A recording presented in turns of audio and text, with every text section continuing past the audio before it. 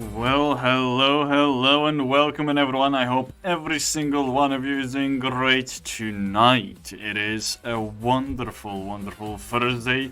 We're so close to getting to this weekend of the new year. First week is almost over. And how has it been for you guys? How did you guys found it? Was it easy? Was it fun? Or maybe boring? Who knows? And for some reason, I don't know why, I do not understand why, Jordan decided to use powder twice. Like, my guy, you did not miss it. I was not even here to actually do it. Why? I genuinely believe Twitch should add an option to forbid either certain interactions or all interactions for a duration of the time that streamer decides upon. At the beginning and at the end. It will help it so much. But been playing Star Rail again, and my opinion still stands. It's like Pokemon still. How is Star Rail like Pokemon? What? I don't know. Maybe it's a different Pokemon we're thinking about lately. Because I'm thinking about the one that you just go around and if you stumble upon an enemy, you start a battle with. Not even in a battle, and all I can do is one slash. Oh, isn't like this sequential or turn-based combat? Is that what you mean? Got it. Yeah, I don't like turn-based combat. I'm not into it. Like, for the strategy games, sure. For a over-the-shoulder view and type, no. That's why I never got into Honkai Star Rail, because it wasn't for me with that system. I don't mind it, but damn, I wanna see what they can do like in Genshin. Yeah, but I think that's the main thing that Star Rail is about. It's making this turn-based combat.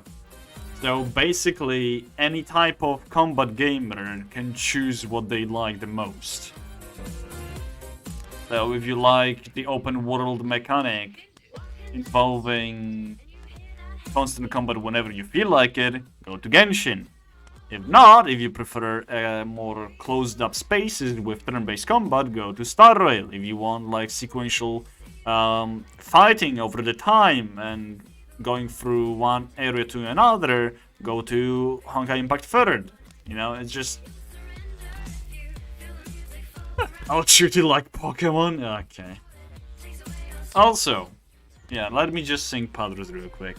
Ashire soru yo, kaze no yo ni, tsuki mihara wo, padoru padoru. Ashire soru yo, kaze no yo ni, tsuki mihara wo, padoru padoru.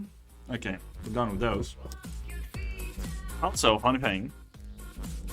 So, yesterday and today, I've been visiting some friends, and when I was in one of my friends' house, I saw that he upgraded his PC, and I brought it up to my mom regarding GPU stuff and so on. She is a tech nerd like I am. You will not like me calling her a nerd, but no matter. She's a tech nerd like I am, so she knows quite a bit about what is happening on the market and what is good, what is not. And she knows about my upgrades to my PC, so she was asking what is going to be next, and I basically told her that, oh yeah, the worst thing I currently have is my GPU, so I will need to upgrade that to, and what I was thinking, since I have RTX 2060 on my PC in UK, which is the very first RTX that ever came out since 2018. So I had this for 5 years already. Which is, it's still a good GPU, like, it is great, it performs really well. It just, not really, God, no, not really, not you. Fucking no. Okay. right? Like, it still performs well. It's just not really suited for streaming, you know, and playing the quite high demanding games or poorly optimized games. Or optimized for not current, I don't know, market, market stock or whatever you want to call it. So yeah, and what I'm thinking is if I'm going to actually upgrade, better upgrade for another 5 years to come. So the only things that I have my eyes on is RTX 4080 or 4090. My mom, she still doesn't know what to buy me for my birthday. She's thinking. For some reason, she looked up the RTX 4080, 4090, despite me telling her that it's very expensive and I'm going to buy it only once there is an actual competition on the market for the Nvidia's RTXs, because then the price will go down. And her jaw dropped looking at the prices of those. Those beasts are just still so expensive. Not worth buying whatsoever. The price they have. Unless you have money to spend, which is still something you should not do, you should save up as much as you can. It still is. That's something else looking at those prices. For those who are not aware, RTX 4090, I'm pretty sure right now is about £1,500 or dollars. For a GPU, 1500. And RTX 4080 is 1100. They're really overpriced. And it's all because Nvidia is just a monopoly at this point. They have a monopoly over it. Seems like you need a sugar mommy. Call me when you find one else. Who knows? Who knows? Maybe one day I'll just wake up, go to collect a parcel, and would you look at that? There is a 4090 waiting for me. From the unknown gifter, you know? Jesus Christ, better not. They're so expensive. And the worst part is, I am not 100% sure if my current cooling system will... how to word it? Will supply enough air for everything inside? Because the optimal value, or the optimal amount of fans you would like to have in a PC is 2 and 2. Meaning 2 that get air in and 2 that get air out. I have 1 on 1.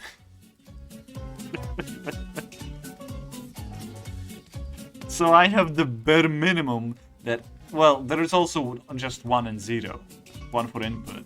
But that's, no, it will not work well. 1 on 1 is the bare minimum you should always have on your PC. And optimal is 2x2. But, jeez. Something else.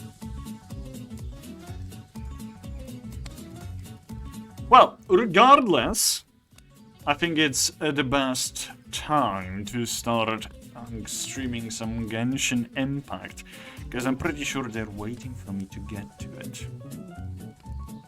Also, hey Treville, hey Lady, and hey Jordan. I'm sorry I did not say hi to you guys before. I hope you guys have a wonderful time. Yo! As we all will. I played Genshin, I died, got tilted left. Because you suck, Jordan. You're a noob just now. So, we gotta teach you the ways. We gotta teach you the ways, and then I'm pretty sure you'll start enjoying it. Also, if you want to know, there is this one dumbass who decided that he's going to pull for weapons. And I did. And honestly, as much as I felt like it was not going to change much, it actually did quite change a lot. Because currently, the beloved Navia, that's it. Beloved Navia has her own weapon, which is really powerful, seeing how she pulled a higher number than I did with my previous weapon. The only reason why I pulled an unreliable weapon is was worse because than I not wanted carrying a one Mist at all. Splitter as well. So if there are two weapons that go hand to hand, there is a higher chance of getting Mist Splitter or just Navia's main weapon. And I knew for sure Ayaka will not go with Ganyu.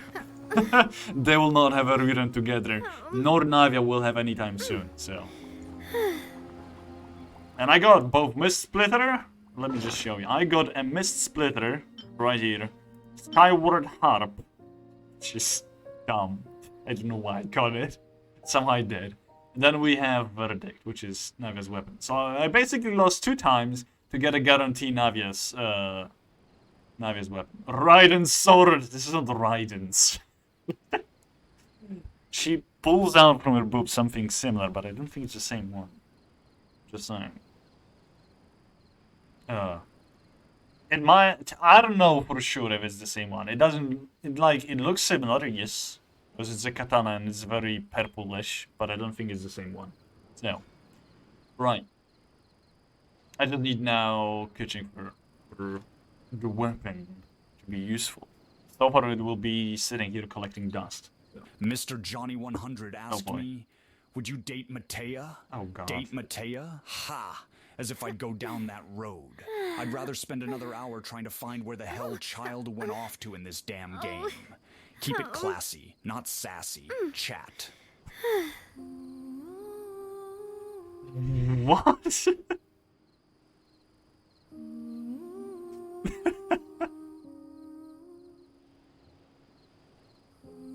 Keep it classy, not sassy. Jesus Christ. She has 2 weapons, I think. I don't know, man. So, depends how you think about it, lady.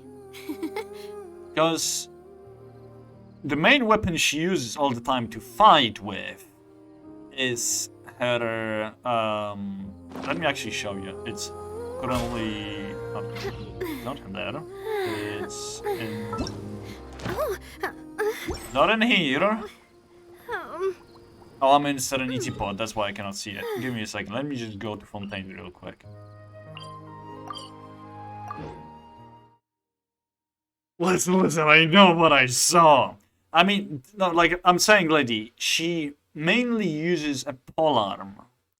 However, she also has this, when she pulls out the sword from her boobs, she slashes it once or something. So, if I'm not mistaken. If I remember it right. That's not it. Is that a handbook? No. What was it? Not it. Oh, I know what it was. I'm dumb. Notices. There it is. Right. Event. There it is. That's her engulfing lining. That's what it is. That's her polar. So it is very similar to the sword. Yes. Yeah. But look. This is not exactly the same sword. Also, what Celia are gonna get? Well, that's the thing. I'm not really sure. I already have one. That's not it. I already have this one, Dayflower. I'm thinking of taking Viola. But also, Brilliance looks really appealing because it's in the water.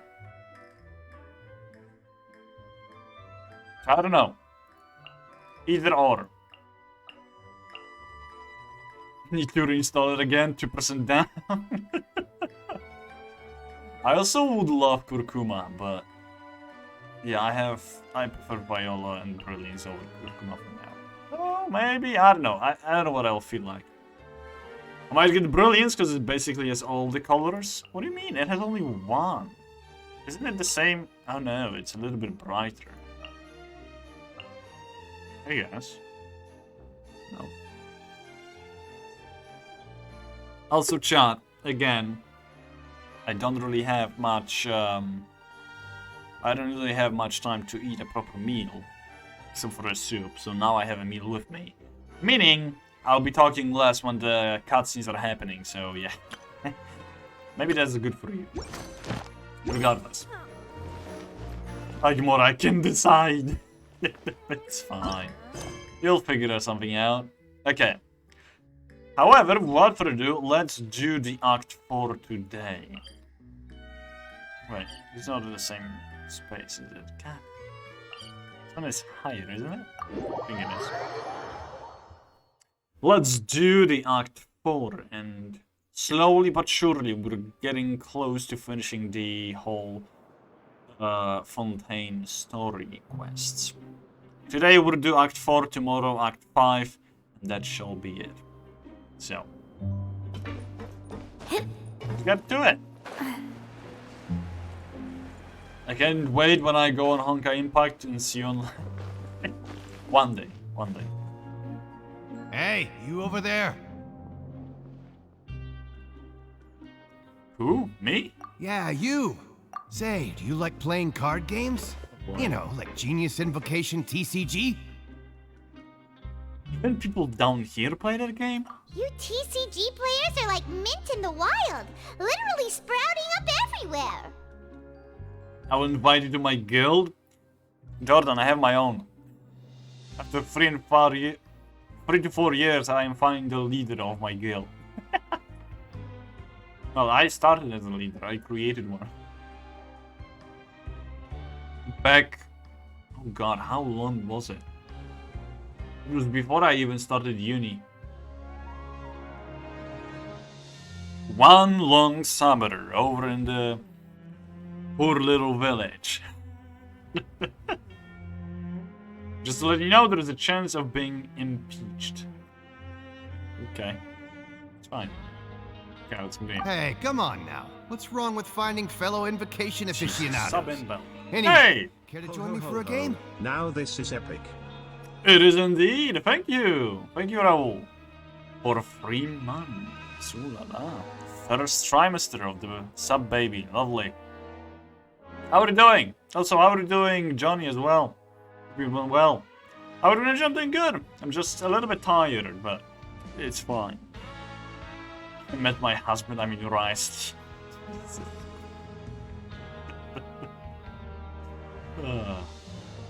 Thanks, we're busy with other things at the moment. Alright. No pressure. But why would you be looking for people to play Genius Invocation in a place like this? Don't people usually come here to fight? Whether you're throwing down cards or throwing punches, it's all a competition, isn't it? It's all the same in my eyes. There are lots of card players here in the fortress. When I saw you, I immediately thought, hey, even outsiders from other nations play cards. So I came over to say hi. Would you mind chatting with us for a moment? Sure. Great! Since you've been here longer than us, you need to flex your seniority a little bit, right? Maybe you could start by telling us newcomers some stories about this place. I thought you would have already heard everything by now. All right, then. Did you have anything specific in mind? Or do you want me to just pick a topic? Why don't you pick? We'll let you know if we've heard it already. All right. Have you heard any strange rumors since you've arrived? Yeah, we have. Then, did you know that there are some people who are always gossiping over in the corner? I didn't know that. There are 2 guys who are always skulking around in the corners of corridors gossiping. The bigger guy is Quisto, and the skinny one is Lavaroon. People call them the Bombshell Bros. I never really found their gossip very mind-blowing. Oh, no. It's pretty much just the same stuff that I hear about when I'm at work every day. If you're interested, you can go talk with them. They tend to talk a lot of nonsense, but they aren't exactly bad. good to know. Do you have anything else to tell us? Let me think. Sounds like you want to hear something a little more tantalizing. Oh, did you know that the Duke was also a convict in the fortress of Meripede before? Huh? Wait, are you serious? That's right. The Duke was an inmate just like you and me.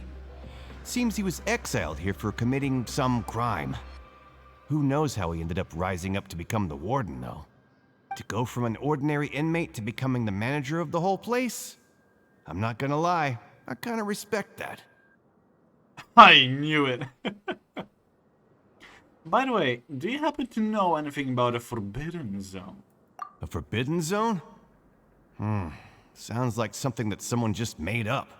I've never heard of that. Where did you hear about it? It's just a rumor we've been hearing, but no worries if you've never heard of it.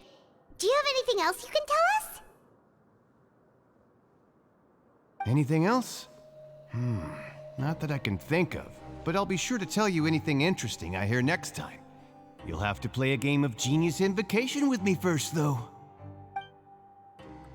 I'll beat his ass. Okay, let's go to see another person. I have too good of a cards now. I had them for a while. Wondering when Navia will show up as the Genius Invocation thing. I wonder how good she will be there. Yeah, let's do this one first.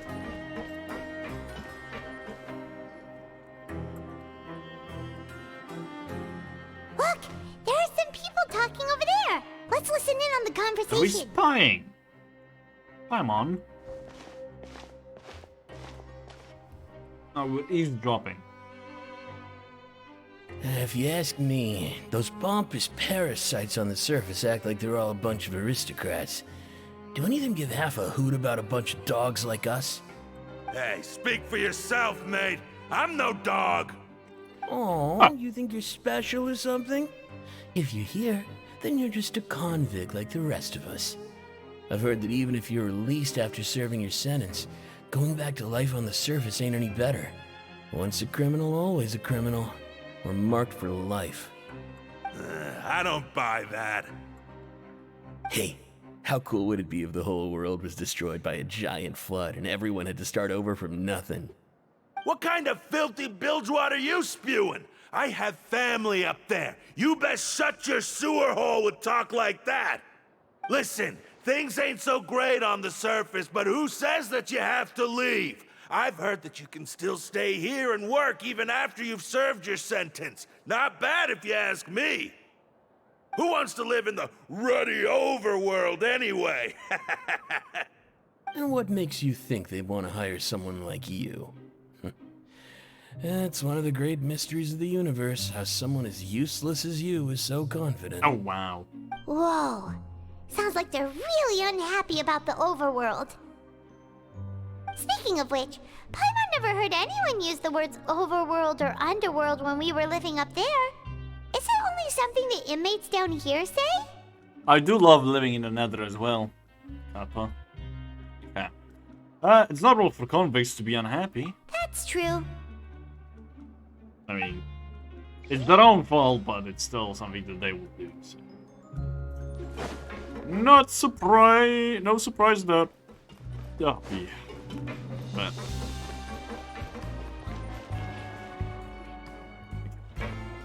See what this one is.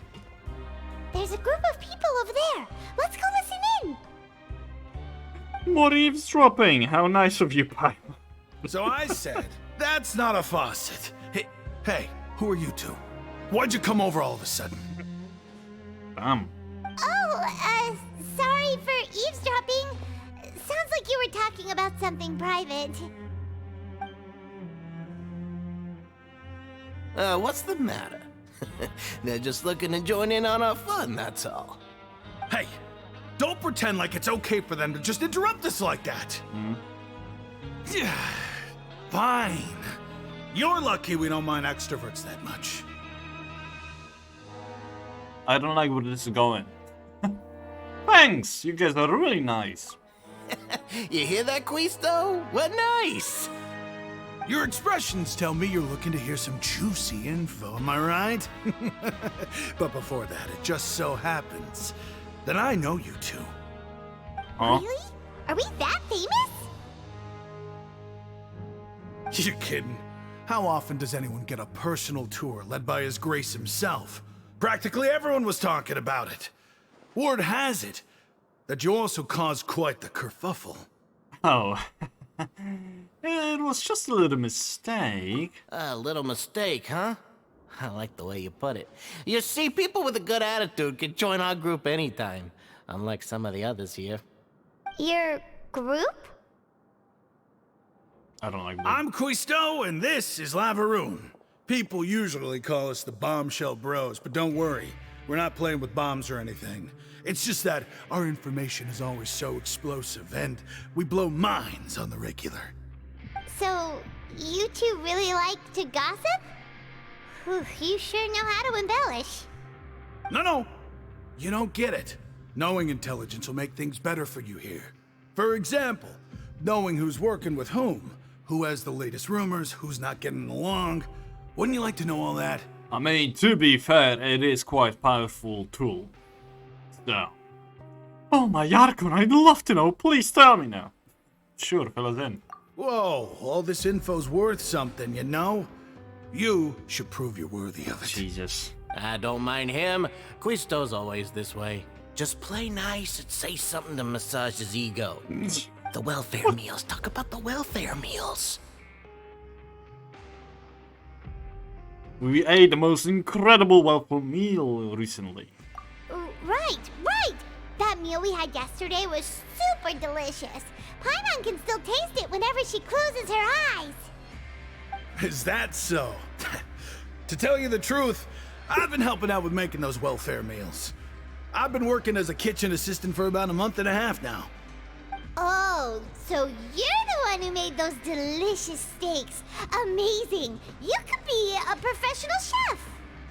You are correct. I am a true professional. In fact, I even went to culinary school. But enough about that. Since you like my cooking, I guess that means we share similar tastes. Listen carefully. This little bombshell will help you learn what's really going on here in the fortress. Oh boy. Huh?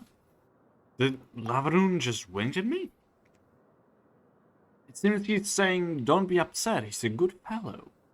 Listen, kids. The power structure within the fortress is quite complicated.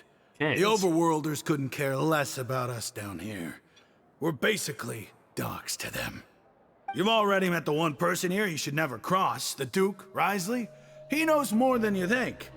And if he doesn't care about something, then he often doesn't bother dealing with it.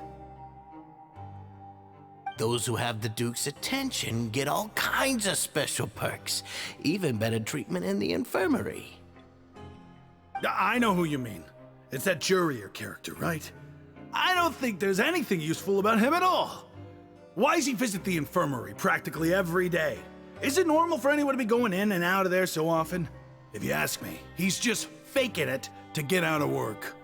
But did you know that Jurier was a talented researcher from the Fontaine Research Institute before he came here? There's no denying that. I don't care if he was a researcher that could turn dirt into Mora. Once you're in the fortress of Meripede, you're just another inmate like everybody else. Huh. Interesting. According to Quisto, a person named Juriel frequents the infirmary. I should take a note of that. Speaking of which, the last time I saw him, he was passing by in the corridor with Lorvine. I also heard they started arguing in the library and got into a fight, right? Guess that's just how terrible of a guy he is. You mean he hit a woman? Wow, I never imagined he was that bad. But that Lorvine's also quite the odd one, you know? She's always gabbing away, got into a fight with a man, and she also got sent to the infirmary. Come to think of it, I always see her going to the sick bay every couple of days, too. Uh-huh. Wait a second. You don't think? They're together. Do you think could it be that they're secretly meeting there to go on dates?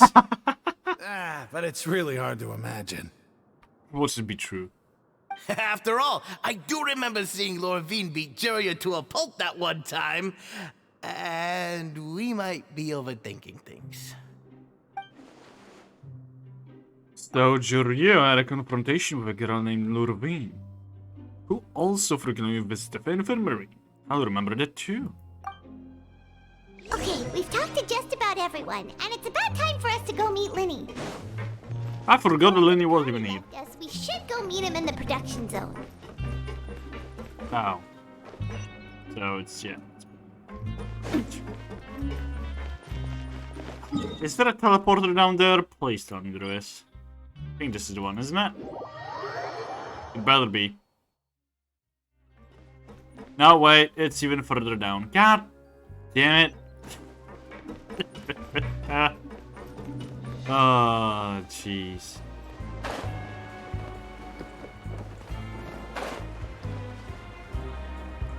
Honestly, this is the only thing that I do not like about this Fortress of Metapede. It's endless tunnels of everything. Quite literally everything.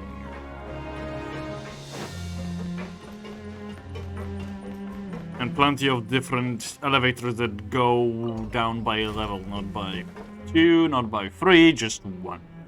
So you always have to move around and just try to find the one that is currently going down.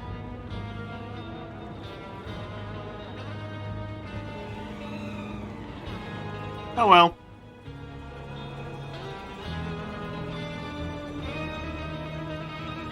My time with the Spina has taught me that carrying an unreliable weapon is worse than not carrying one at all.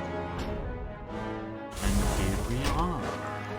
Lenny! What are you, you little scumbag? Why are you up there? What? Oh. That is interesting. Huh. Well, don't mind if I do. Right. So apparently we went down 2 levels this time. I'm so confused about this whole place. I don't know which one is where, which one goes to what, and yeah, it's so confusing sometimes. Ah, jeez.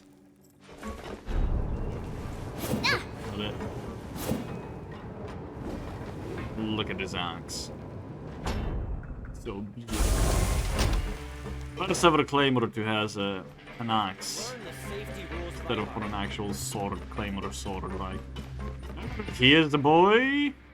Hello, Lenny. What are you up to?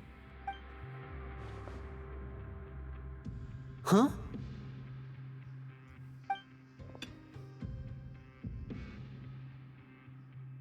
That look in your eyes. You found something? A little something, yeah. Hey, this is no time to be modest. Just tell him we found a boatload of information.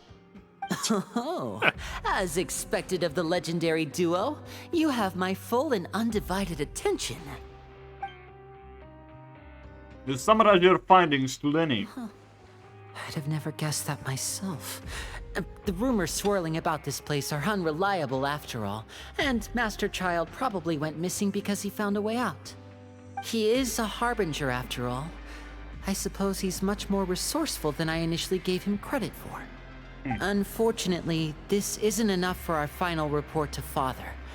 We need to find out Master Child's exact whereabouts. Father told me that even though Master Child said he was just coming to Fontaine for a vacation, he actually had some personal reasons. His agenda might be linked to his disappearance. I mean, yeah. I'm pretty sure he's going to try and find Skirk. After all, from the thing that he said at the beginning, and then including what he was looking through when talking to his companions. So he heard something calling him. He felt something being close to him, you know, and he was talking about him looking for Skirk all the time, so who knows? We'll see. The most important thing right now is to catch up to him. His escape route is already flooded, so we'll have to task someone with professional diving skills to chase after him. Well, when you put it that way, it's obvious that only Fremine would be up to the task. Bingo! Is he around? He's working today. Coming here as a group would have attracted too much attention. I'll talk to him about it later. Please do. We're counting on you. It's the least I can do. We're all in this together, so it's only fair for us to fulfill our end of the bargain. Honestly, I'm far more impressed by you guys managing to collect all this information right under Risley's watchful eyes. Collecting information has always been our strong point. Was Now, it? let me think. To find out more information, Fremine will have to retrace Master Child's original route. And if he's to do that, he'll have to set out on the next pipe cleaning day at the earliest. That's 6 days from now. And after that, he'll probably take another 2 or 3 days to return. You can even estimate how long it'll take for him to get back? We've been working together for a long time. We know each other's capabilities like the backs of our hands. Traveler, what say you to meeting here 9 days from now? We'll be able to pick up Fremine while we're at it, too. Sure. Oh, and there's just one last thing we'd like your help with. Though we can just sit back and wait for Fremine's report on Master Child's whereabouts, we still need to make more progress on the investigation of the Forbidden Zone. Fremine's no master of disguise. Lynette's still working on getting intel from the other areas, and I'll need to spend some time helping Fremine prepare for his diving mission. So, you are the only ones we can count on. What do you want us to do? Will it be hard? Well, I won't call it easy per se, but I think you'll be able to pull it off. Right. Listen carefully. You'll need to find an excuse to get into the infirmary and investigate the room and environs. You've mentioned several sketchy-looking people always meeting at the infirmary earlier, so it probably has something to do with the secret we're hoping to uncover. You've already met the head nurse, so she'll be less suspicious of you. Investigate the internal structure of the infirmary and any active dealings within, and pass those on to me alongside anything else you're able to discover. But also, there's no need to take risks. Don't forget, safety always comes first. Sounds good. I'll give it my best shot. Wait, did you only say that because I'm an amateur? No, when it comes to intelligence gathering, I'd never consider you to be an amateur. Didn't you say it yourself? It's always been your strong suit. I'll believe anything as long as it comes from you. So, please prove your prowess to me once again. Wait, what did he say? We'll head out as soon as we finish our prep. Let's go our separate ways for now then. Don't forget, we meet here again in 9 days. Stay safe. He said that he'll believe everything we said. After doing some prep work with Paimon, he begins slowly approaching the infirmary under attack. Well.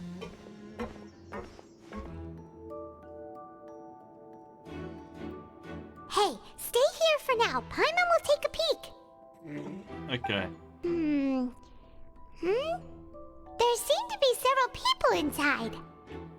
Let's try to eavesdrop on them first. You and Paimon hide in a corner and try your best to eavesdrop on the people inside the infirmary. Several people appear to be engaging in conversation, but you only manage to catch bits and pieces of it. It's not impossible. Oh.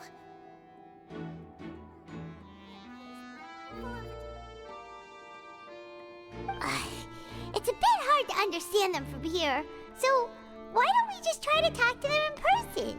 Let's go as soon as you're ready. She finally flies higher. You nod and take a long deep breath before inhaling a large amount of vapor from a foul-smelling potion you found. If you recall correctly, the potion is the result of a failed attempt at alchemy you once formed with Paimon at some point during your journey. Oh god. Having given it a good whiff, you hand the potion back to Paimon and... okay. Someone! Please help! He's sick!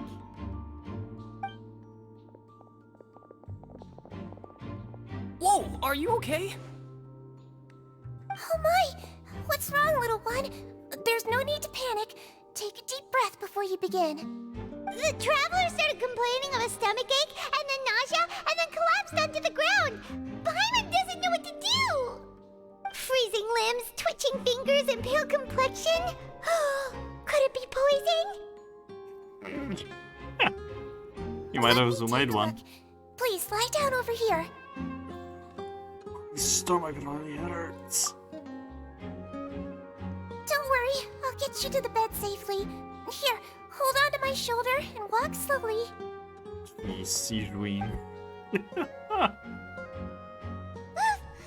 You can do it, Traveler! Thank you. I'm sorry. Don't apologize. You're sick after all. Now, please relax. I'm just going to do a preliminary checkup on you. Sigewin has taken out a few instruments and begun to do her checkup. I hope I'm not so healthy she gets suspicious. I see now. My checkup has confirmed that he's not in any mortal danger. That's our worst fear out of the way. Eh? Oh, that's good. But... I'll continue my diagnosis of the patient now. Please, relax and take a deep breath. Sigewin is using her hands to palpate different areas on my abdomen. Seems like she's using elemental energy too. Her expression is growing more and more relaxed. Don't sense serious damage to your organs either. Does it hurt when I press here? It's not too bad. And here? That hurt a little. Huh? But based on my initial checkup, there shouldn't be a problem here. How strange. Oh no. I'm actually a bit over the top. What about here? Does this hurt? No, not really. Can barely feel it. Oh. I understand. So that's what it is. I think you just ate something that disagreed with you. That's all. Nothing too serious. Outside of a pretty bad stomachache when it decides to act up. So that's what it is. Thank goodness it's not anything more serious. And there have been other inmates complaining about the food recently.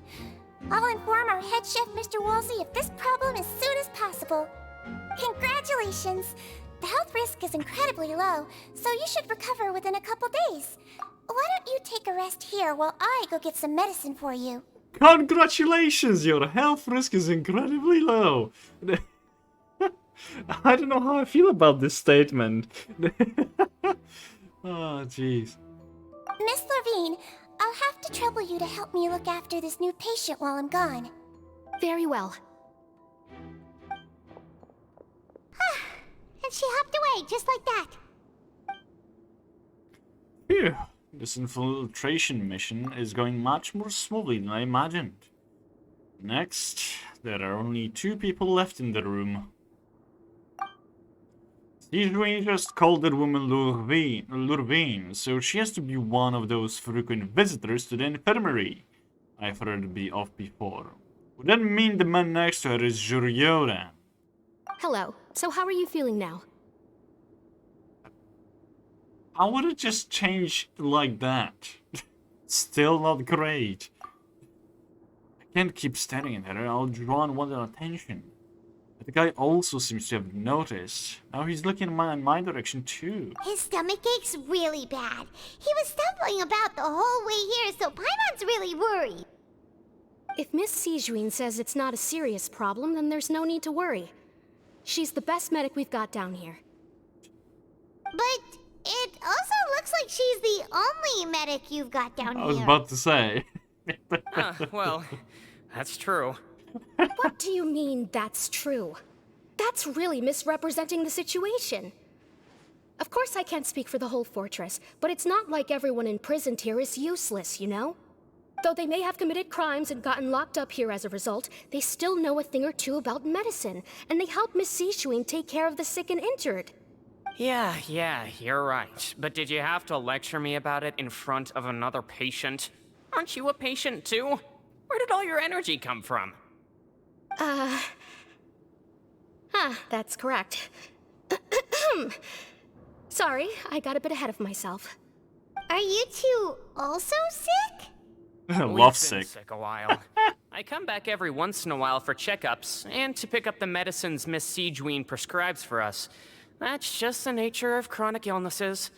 As for her, you could say she fancies herself as Miss Siegewien's capable helper because she learned a bit of medical knowledge ages ago.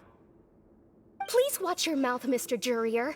Don't forget that you are the primary reason I have frequent heart palpitations. Hey, don't start arguing now. Please, keep it civil at least. Heart palpitations, yeah, right. Heart palpitations. These two seem to have a pretty terrible relationship and only ran into each other because they came here to pick up their meds at the same time. No, they did not. That's not the reason, Traveler. That's not the reason.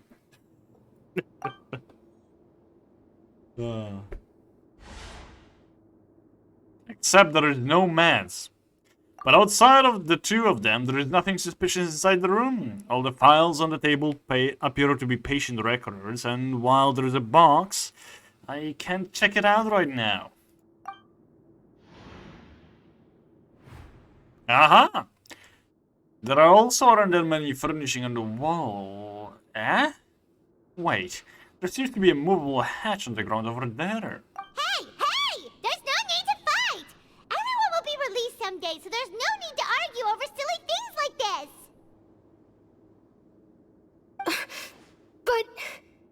But... Release. It's way too early for us to even think about that.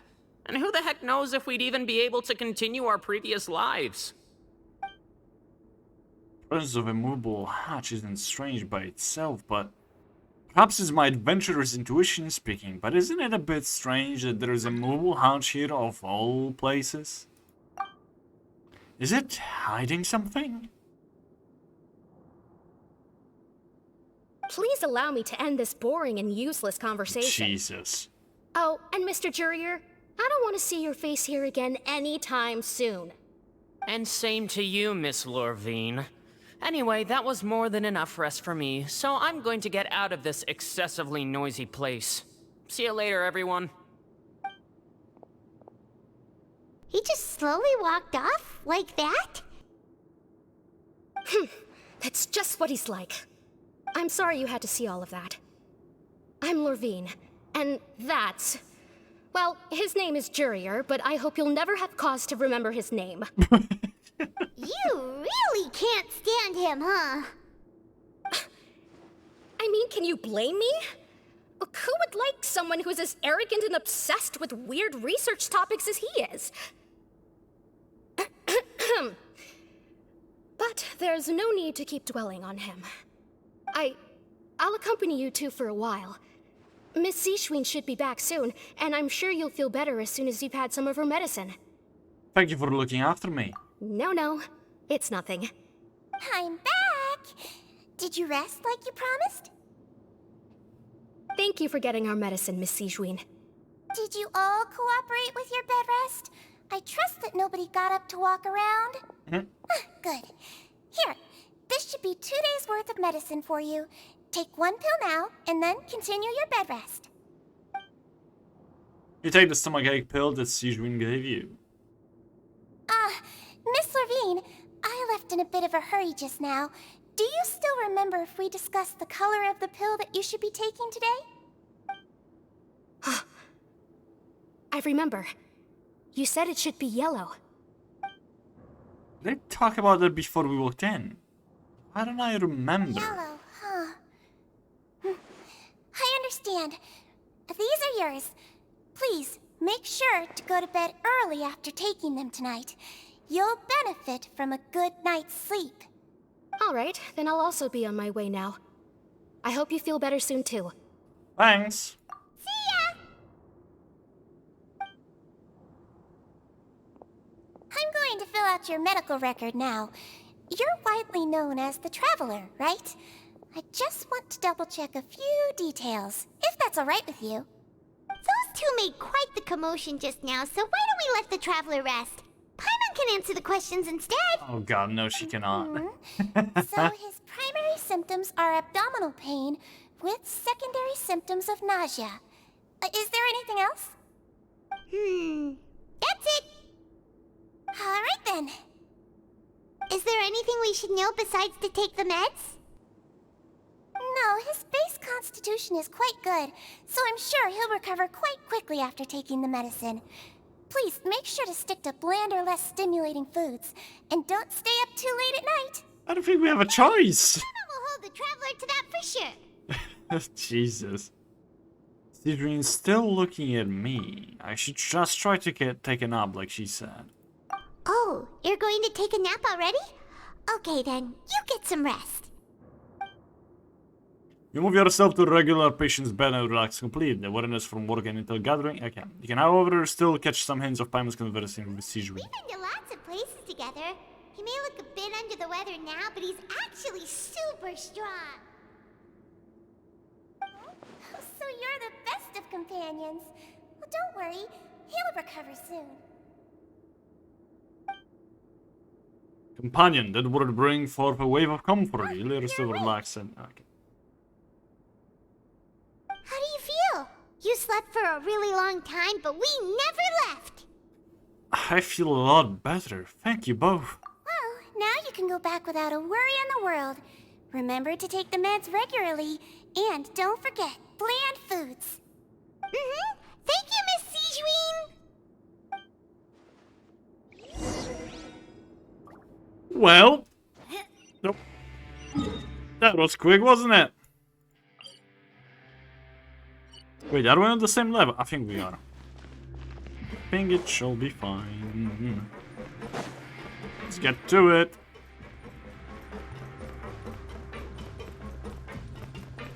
Right. I feel like the colors or the code for some who knows what reason.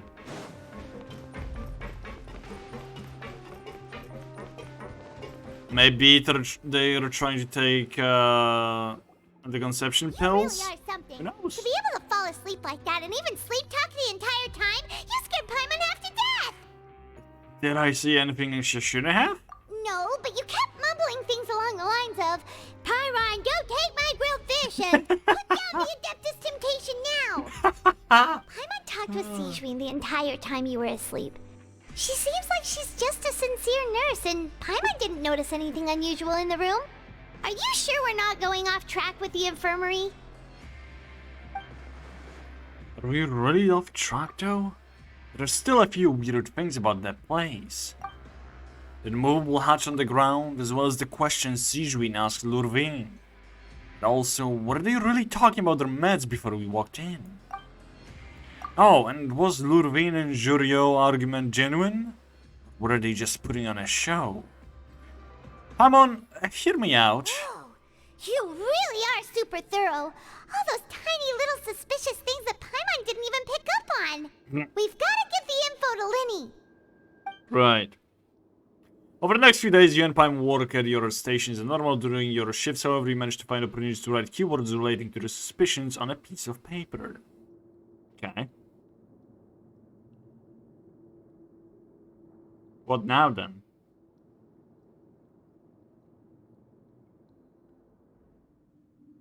You manage to pass the slip to a busy Lynette as she happens to pass by. Her disguise is impeccable and she does not even look at you or change her expression as she pockets the info.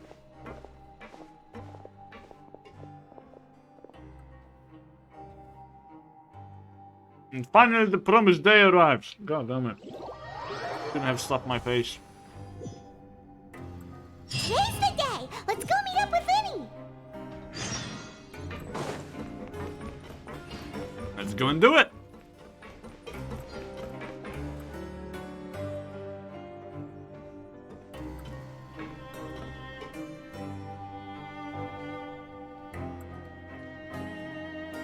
Oh. Hmm?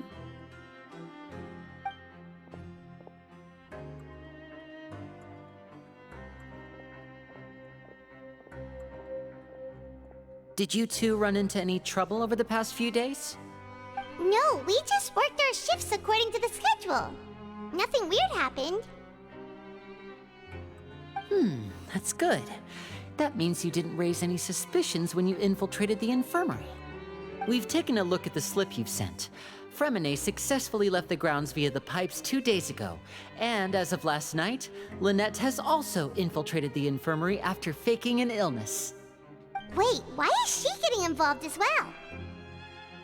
You already went above and beyond when you scoped out the infirmary. To put it more bluntly, even if we were to view that as something you did in exchange for Fremine's help, you've already done more than enough. Infiltrating a guarded stronghold is a different kind of job from a one-off investigation. We want to avoid using the same faces over and over and reduce the amount of suspicion that will fall on any given person. Lynette also felt like you have already taken the first step for us, so she should be the one to finish the job. So that's what Lynette thinks. Oh, Paimon hopes everything's going well for her. I'm not opposed to helping you. Perhaps that's true. You are both very good people, and we've come to appreciate that more than anyone else. Unfortunately, there's still one thing that could get between us, lest you've forgotten. The matter of our respective loyalties. You've mentioned before that you've had some run-ins with the Fatui. I can understand that feeling, so I assume you're just helping us out of the kindness of your hearts? Well, everyone could use some more friends. We'll be counting on you to help us in the future, too. Since I see you as friends, then it's even more important for us to protect you from any peril. Fremine and Lynette feel the same way. I get it now. Glad to hear it. Then, let's go check on Lynette before Fremine returns. If everything went well, then she should be wrapping up her investigation right about now. Is now really a good time to go over? According to my observations, Sigewinne always spends around half an hour away from the infirmary right before lunch. Lynette knows this as well, so this should be a good time to meet up with her. Oh yeah, we heard about it too. Also, I'm her brother, remember? It's only natural for an older brother to care about his younger sister's well-being. Okay, then let's head over right away. What if he doesn't show up? Well, there's only one way to find out in that case. Who the hell is this person? Rosalino.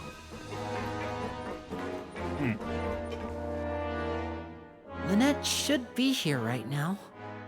Huh.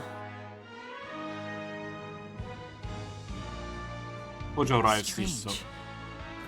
Lynette? As expected, Sigewinne isn't here, but why isn't Lynette here?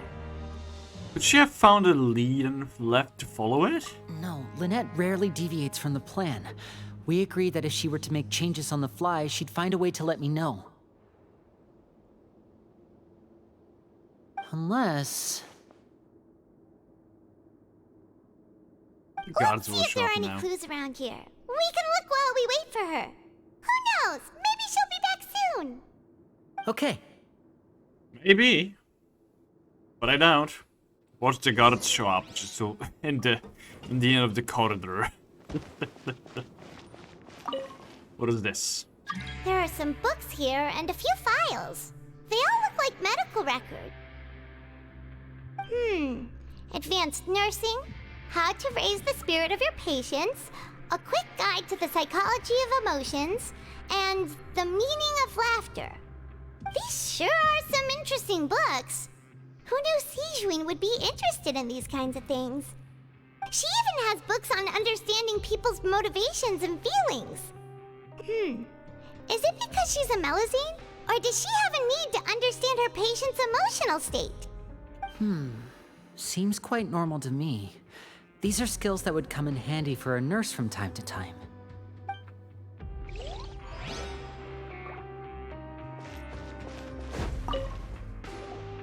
None of the beds have any signs of having been slept in. Except that one over there. That's the one Lynette must have used, right? You said she was pretending to be sick. She would have said her migraine was having a particularly bad flare-up. Generally speaking, the head nurse would then ask her to lie down and rest, while she left to retrieve the medication.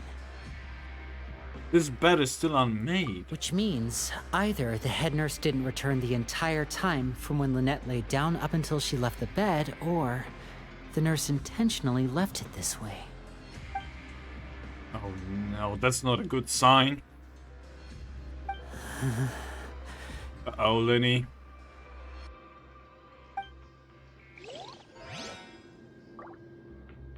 I don't like where this is going. Wait, what is this? Oh, the whole thing. Yeah, there we go. Hey there, Sonny, how's it going? We saw it before. Wait, this thing? It doesn't look like it's been disguised that well. Maybe that was the reason. Lenny leans down to get close to the movable hatch and started stopping The it. space behind it is empty. From its size, I don't think it's an entrance that is meant to be taken apart. There's probably a mechanism around here somewhere. Could Lynette have tried to get inside? But if that's the case, she would have contacted me for sure.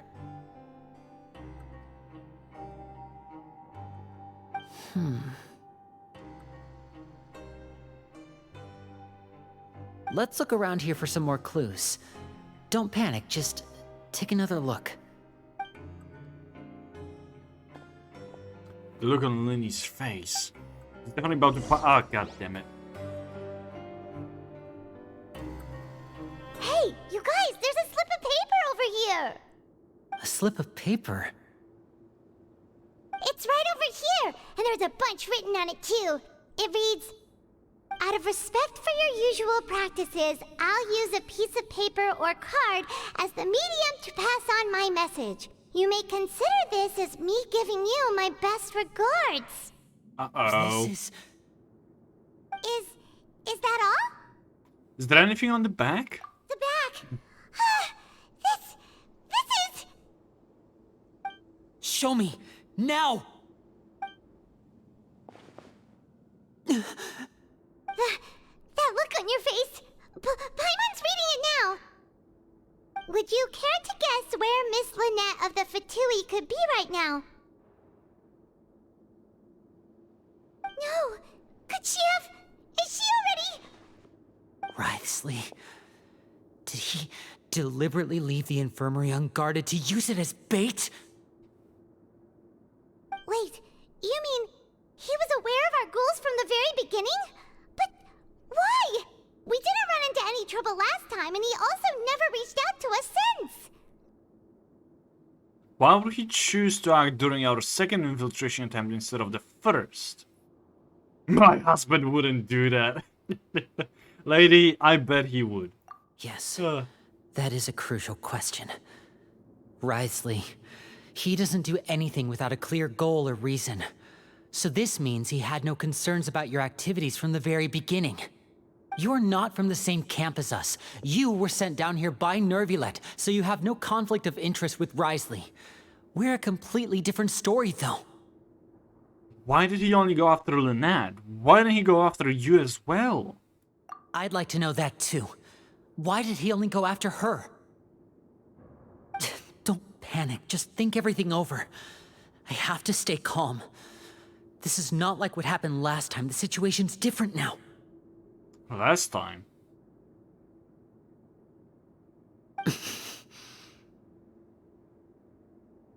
Go ask him yourself. Wait, you're right. Wait, but that means...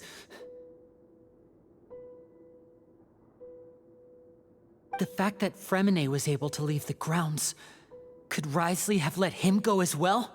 But what does he gain by letting Fremine leave like that? You get it now. He deliberately made them both disappear. So he's challenging me and trying to provoke me, I'm sure of it. We never should have sent out Fremine. We had to go through all that trouble to find an opening to sneak him around the guards and into the pipe, and we even thought luck was on our side. If Writhsley let him leave on purpose, then he's probably in a terrible spot now as well. Lenny's getting more and more panicked. We have to calm him down. Lenny, calm down! That's the most terrible way to make somebody calm down. Lenny, Fremine wouldn't have left if we hadn't told you about Child. That was our fault. That's better, Paimon. No, I'm the leader of this operation, and I'm the one responsible for this team. I was the one who failed to protect them. I'll go talk to Writhsley. What if he is not done? Reckless! With him. Traveler, please talk some sense into him! I simply cannot allow Lynette to be abducted again. What do you I mean have to go. again? I'll find a way to get them back. I'm starting to, Out the door! After him! I'm starting to think that Lynette and Lenny were the actual twins, or like brother and sister, siblings type of thing. And I guess Lynette was abducted and had some operations done on her, let's put it that way. So she is now a tail and a... So, who knows? Hey there, Frost, how's it going? Also, goddammit, Jordan. Hashire soriyo, kaze no yo ni, tsuki mihara wo, padoru padoru. Uh-oh. Oh no. Oh, this is bad. I feel like we still have some room to make changes on these details. I knew, oh, for crying out loud, I knew Sigewin is a goddamn sadist in disguise. For sure she's a... It's not impossible, but it'll require extensive testing. Is that so? Very well. Then please be mindful of the time. Huh? Is someone? Pack everything up. Whoever's outside is eavesdropping. They'll probably come in once we stop talking. Oh no. Please help! He's sick! Huh. Whoa, are you okay? These two. As expected, they've already found this place. Oh, they are quite sharp. One Jesus. delightful turn of events. I like smart people, but I also like playing dumb. I like the feeling of being trusted.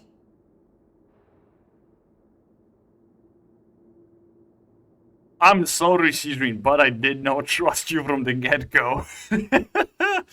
Oh my god, she is creepy. What do you mean you love her even more? God. Oh my! What's wrong, little one? There's no need to panic.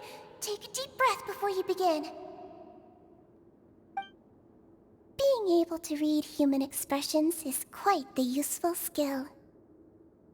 Wait! It's no use. We have to catch up to him. Oh no. He's already out of sight. How is he so fast? Let's go head him off at Risley's office. I mean, I'm sorry, but Sigewin. Hey, kappa, kappa, hey, kappa, kappa, hey. Something else. Definitely something else. And I must say, there has to be a way for Risley to have ears and eyes inside, or like between his people. So, what is the best place to go for? It's either canteen or the infirmary, or both. So. The good, I just got home from work and about to get some food. I had a brief interview about my trip this morning. Nice. Okay, let's continue. Let's get to it.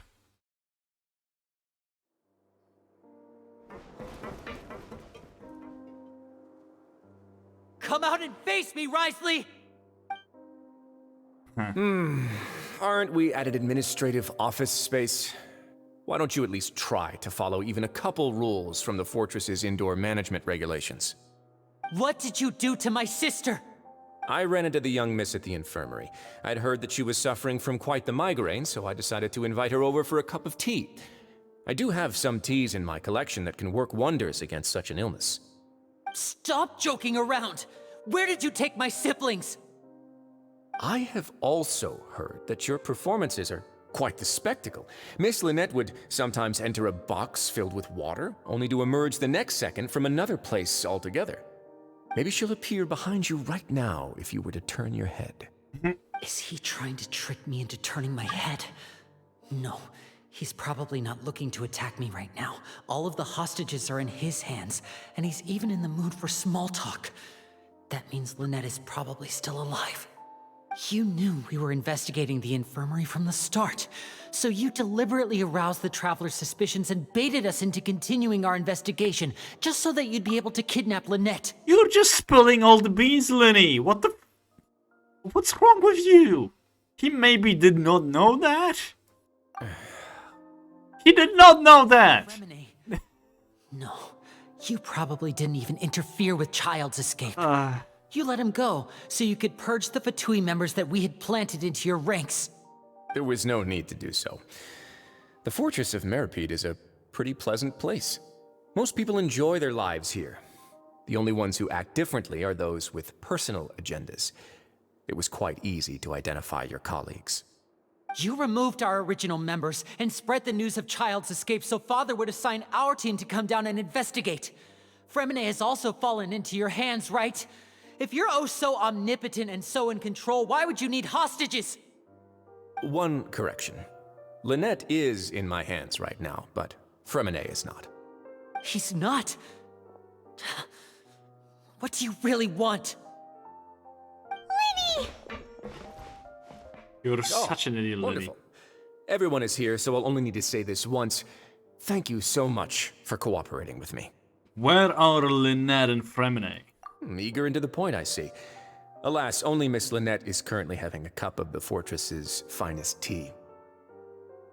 Although, as per your original plan, Mr. Fremine should also have returned to the fortress by now. But he has neither shown up within my gates, nor has he been taken into any kind of custody. So where do you think he may be right now? Wait, you can't mean... You locked him outside in the sea? I closed the fortress's gate to the outside world. That's all. Oh my god. Fremine's a star diver, so he should be fine, right? No, we're still here, so he definitely tried to find a way to come back for us. So we can't assume he might have made a break for the surface. But why would I do this, you may be asking? To have an audience with you, of course. My intel tells me that Mr. Linney is a great magician, so it's only natural for me to want to have some cards of my own when it comes to negotiating. Besides, I do recall you mentioning to Miss Lynette that you've always wanted to have a face-to-face meeting with the Lord of the Fortress of Meripede, regardless of whether it was in a personal or a professional capacity. Well, you got your wish. So, you've been keeping tabs on us before we even set foot in the fortress. Some of my folks just happened to hear a thing or two, that's all. In any case, I will be straight with you. I was willing to play dumb and turn a blind eye, so we had a pleasant few days playing games together here.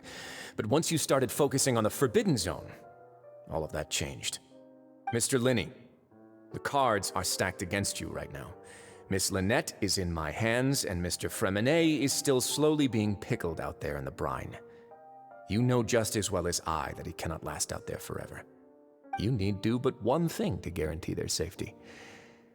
I would like you to contact your superior, and ideally invite her over for a cup of tea with me. Ooh. You want to see Father? But why should she bother giving you an audience?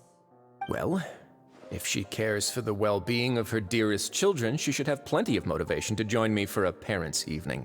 I've heard that the bonds between the members of the House of the Hearth are like the bonds of family. I don't see why she would refuse. Oh my god. Why did you think Father sent us to handle the Fortress of Meripede? This place is basically a no-man's land. It wouldn't be fitting for anyone as important as a harbinger like Father to come here in person. Oh, I see. So it's because she doesn't care for my place here. That's such a shame. After all, I've amassed quite the tea collection. I was looking forward to sharing it with her. Both Monsieur Neuvillette and Lady Farina have already received many samples as gifts. Was this the extent of your master plan to get to Father? No matter how much pressure you may put on me, I won't allow you to use us to blackmail her. You people really are difficult to get along with. All I'm asking for is a face-to-face conversation. Does she truly have no interest in the fortress's secret? Mr. Linney, you have one last chance to invite your father here. If you refuse... Linny! Why do you have to do this? Instead of asking why I'm doing this, why don't you try to see things from my perspective for a second? From the very beginning, the Fatui has been actively infiltrating my fortress. I gave you a warning by cutting off the first few operatives I found, but that only caused you to double down. Had you given up on the fortress then and there, I'd have no reason to want to talk. Mr. Fremenet left the fortress on his own, and Miss Lynette tried to pry out my secrets right in front of me. No matter how you look at it, the responsibility for this falls on you. I mean, yeah, he's right. I shouldn't ask Father to do anything because of us. 6, 5... Wait, 2, 1. Time's up. It really is a shame, Mr. Linney. Risley! Negotiations have broken down. Please leave, ladies and gentlemen. It's time for my afternoon tea. I must say, Risley is all in the right for everything he said. And Linney, well, I mean, you lost, my guy. I don't think there's much you can do now. You just have to agree to it and say yes. Ah, Jesus Christ. Why? Why, Frost? Why are you like this?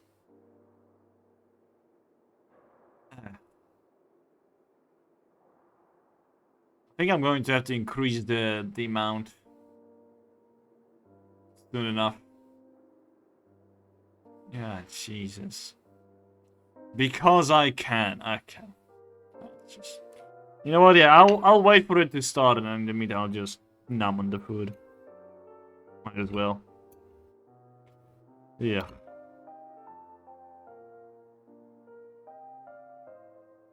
Bistro Rubis, Rubis, Rubis, Plumbings, Rubis, Rubis, Mubis to Whiskey, Taich DVDXG, Taich DVDXG, Taich DVDXG, Taich DVDXG, Taich DVDXG, Taich DVDXG, Taich DVDXG, Taich DVDXG, Kobo Word Chio, Gyo KJ Men, JGP1, Enon, Mon, Kaigo KJK KJ Mon, JGP1, Non, Mon, Kugu KKG Mon, JGP1, Non, Mon, Kod Kodui Mo, JGP1, Non, Mo, JGP1, Non more. How lovely! It ended early. Nice.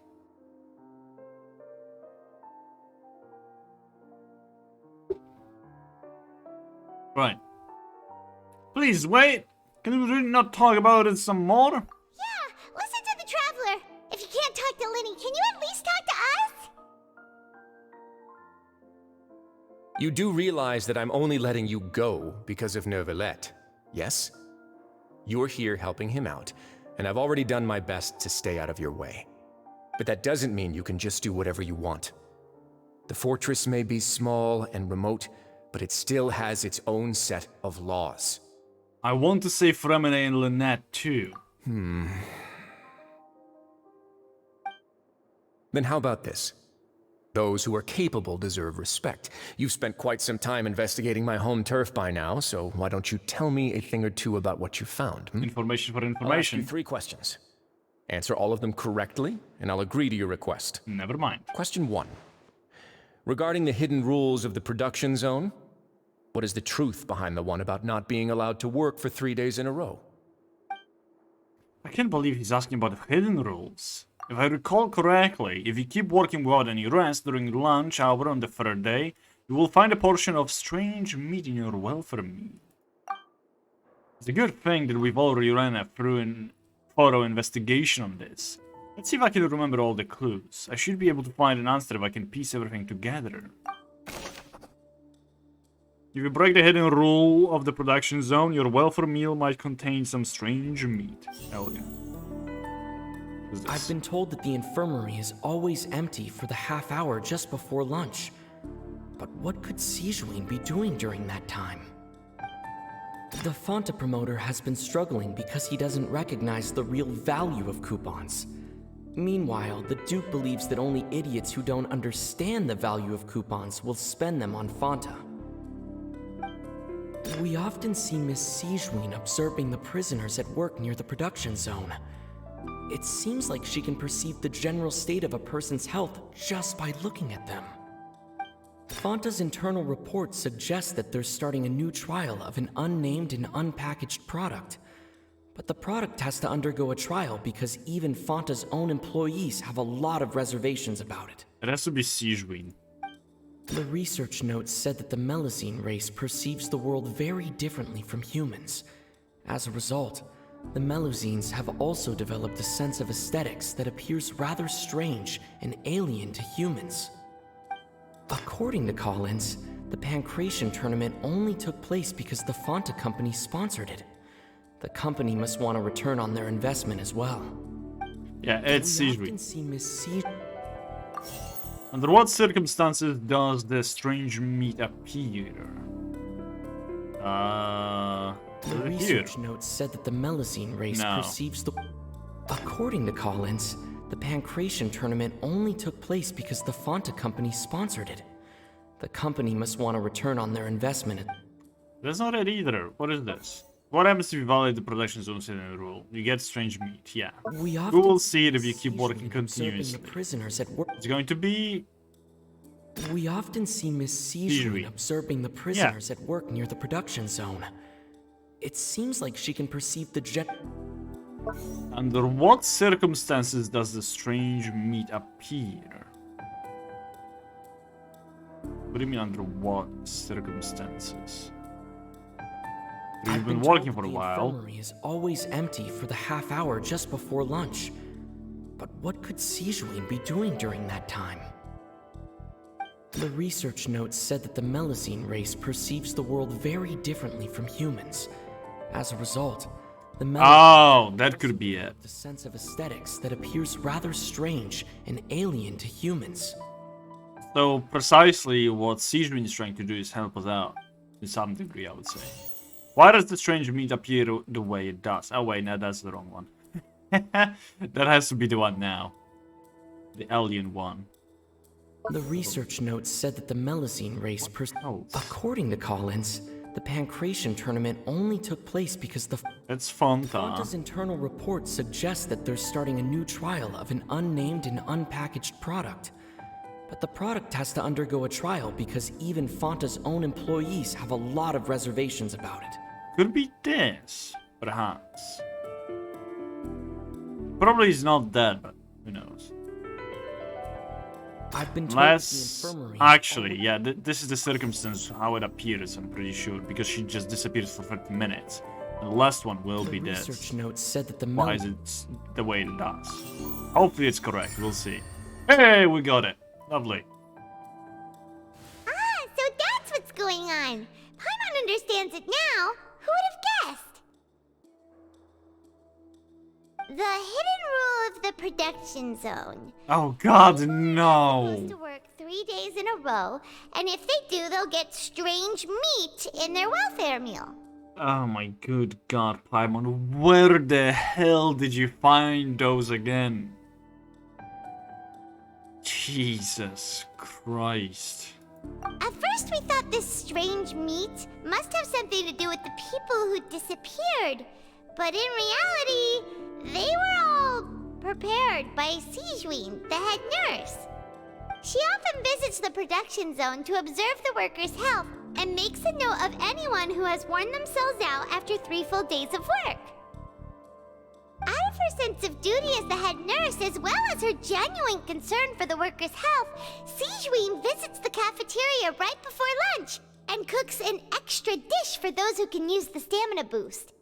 Sijuin has only the best intentions with her surprise gift and doesn't want anyone to find out about what she does. However, unfortunately, as a race perceive the world differently from humans, and their sense of aesthetics is even more alien to us. The recipients of her lovingly prepared special meals cannot taste the care within and usually just freak out. Are we on the right track? Not bad. You've uncovered Sijuin's secret and even guessed her intentions correctly as well. It's nice to know that her efforts have not gone unacknowledged. All right, now for my next question. Oh boy. There are also some hidden rules in the Pancration Ring, including the one that you're not allowed to support both sides of a fight. Why is that? Yep, the hidden rules of the Pancration Ring, I remember. If someone tries to support both boxers at the same time, they'll receive a package the next morning, which contains a strange blood-colored liquid. We've also done a lot of research on this matter. Let me sift through what I found and come up with the correct answer. If you violate the hidden rules of the Pancration Ring, you'll receive a bag containing a strange blood-colored fluid. Yep. Who sent the package containing the strange blood-colored fluid? The Fonta promoter has been struggling. That's not it. Fonta's internal report suggests that they're starting a new trial of an unnamed and unpackaged product. But the product has to undergo a trial because even Fonta's own employees have a lot of reservations about it. According to Collins, the Pancration tournament only took place because the Fonta company sponsored it. The company must want a return on their investment as well. Probably this is the best way to... Why does strange blood-colored fluid look the way it does? The Fonta promoter has been struggling because he doesn't recognize the real value of coupons. That's not it. Fonta's internal report suggests that they're starting a new trial. Why do only those who buy tickets to support both fighters receive the package? The Fonta promoter has been struggling because he doesn't recognize the real value of coupons. Meanwhile, according to Collins, no, this is the one. The Pancration tournament only took place because...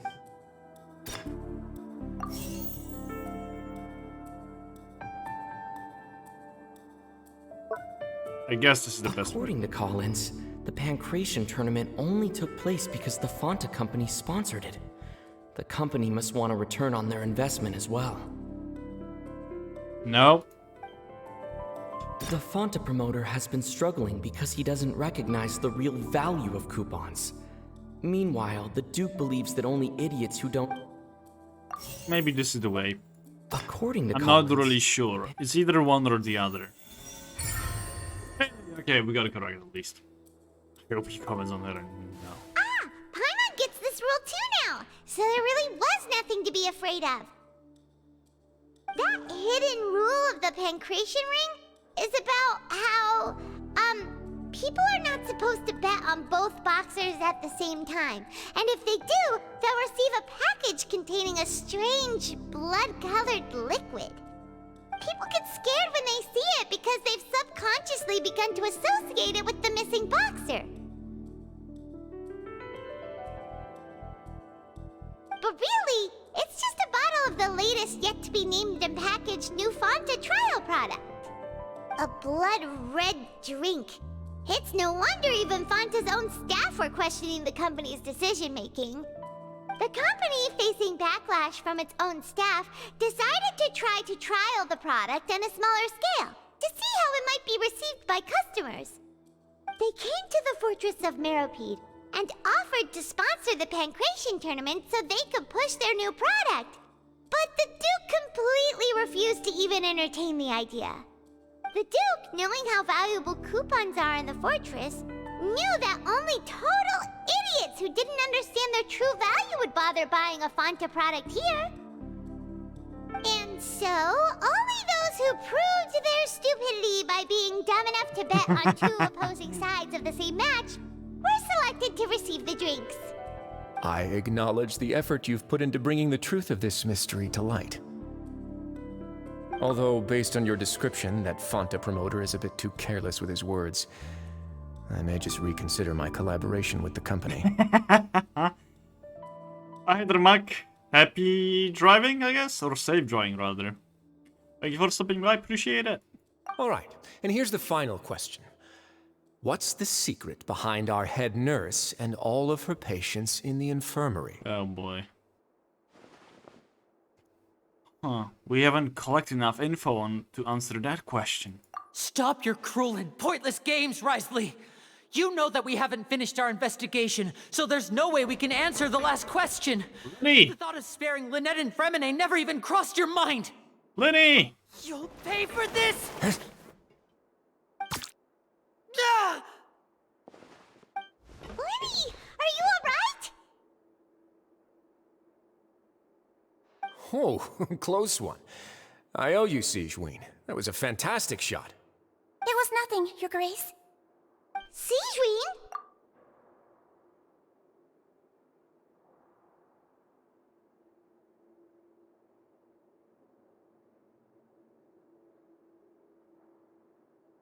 Bow user? Is she actually going to be a bow user? She has a... Well, she has a gun, so I presume it might not be the case, but... It looked like an arrow shot, regardless. Also, why is she still in the health mode, not in the hurt mode? I guess she doesn't want to hurt Lenny. But who knows, let's see. Though this gun may look like a toy, it's actually fully functional, as I just demonstrated. Sigewinne... You... Are you his accomplice in all this? Of course she is. Not at all.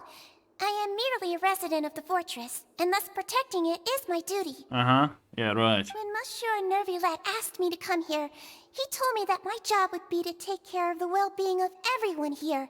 I am merely discharging my duties. But if you mean what you just said, then isn't Linny someone you should be looking after as well? Isn't he a resident here just like the rest of us? If you're close with Novilat, why not learn a thing or two about virtue from him? But I really am just doing what Monsieur Nervilette told me to do. Everything I did, I've done to protect them. Had I not, they would be in far more dire straits right now. His Grace knows it too, right? Your Grace? Mind proving my innocence to them? My dear Sigewinne, whatever shall I do with you? Would it have killed you to just wait another minute or two?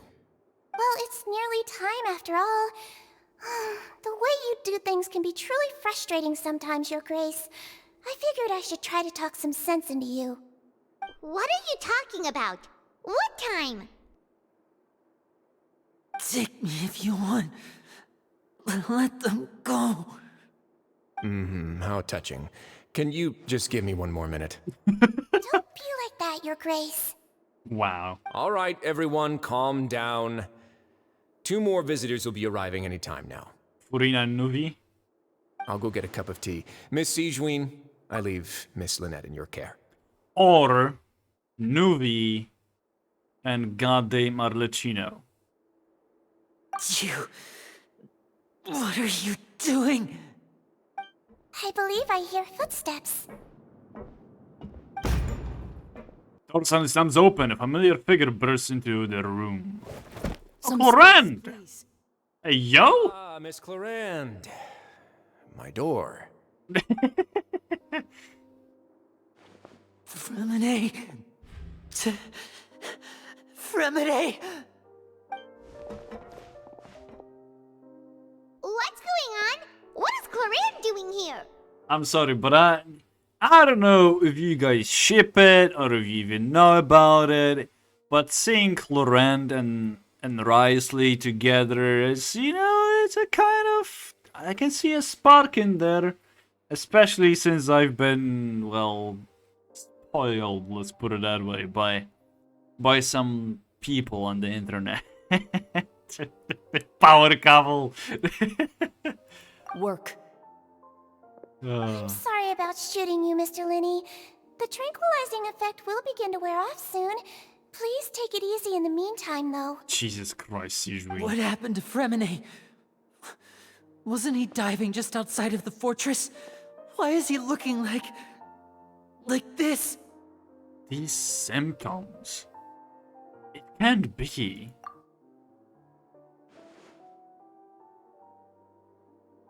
A flushed face, an accelerated pulse. He must have consumed primordial seawater. What did you say? Please, make some space. I'll give Mr. Fremine a more thorough checkup. Your Grace, I'll leave the rest to you. I'm now really worried as to what happened to Child. I mean, screw Tartaglia, but still. I'm pretty sure Legina will be quite unhappy with what she hears about Tartaglia, so... I'll talk to Clorand while you get Fremine to where he needs to be. Everything else can wait. But why nothing happened to Clorand in that case? What? Oh, I guess he drank it rather than swam in it, so... Well, let's check up on Lenny first. Well, Fremine, I mean, not Lenny. Lenny's expression looks disgusted. It seems like he'd rather not have Sigewinne touch Fremine. Still, he didn't stop her, since it's obvious that Fremine does require urgent medical care. Sigewinne's examining Fremine carefully. She doesn't look too upset, which is a good sign. I hope Fremine will be okay. How is he? These symptoms are probably caused by an acute ingestion of a large amount of primordial seawater. Still, his condition is not critical. Of course, it would be best if he stayed for further observation. Let's leave him here for now, and move him to the infirmary once he's recovered a bit more. Sorry. I am aware that the infirmary may not be your favorite place in the world at the moment. We do only have a single clinic in the fortress, however.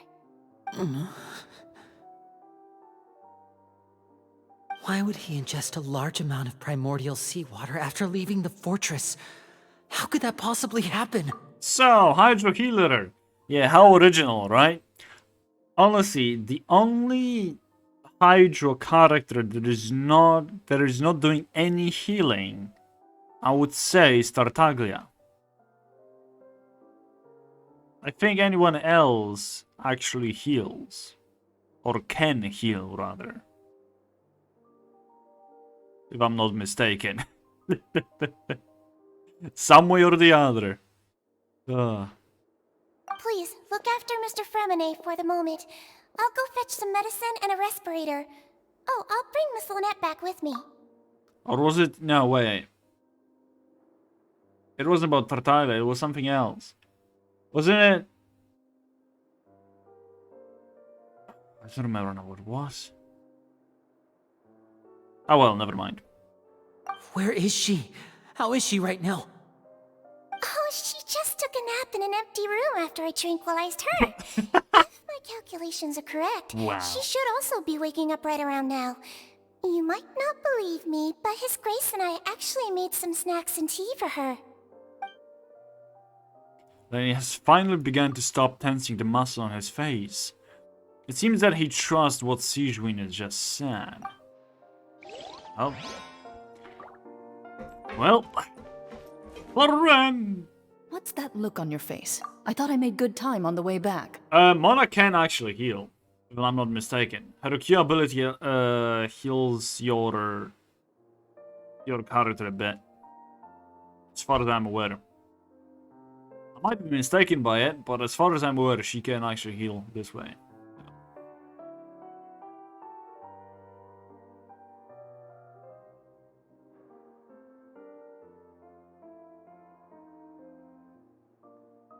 Unless I am mistaken. I have played Mona a bit, but I don't recall exactly what she does.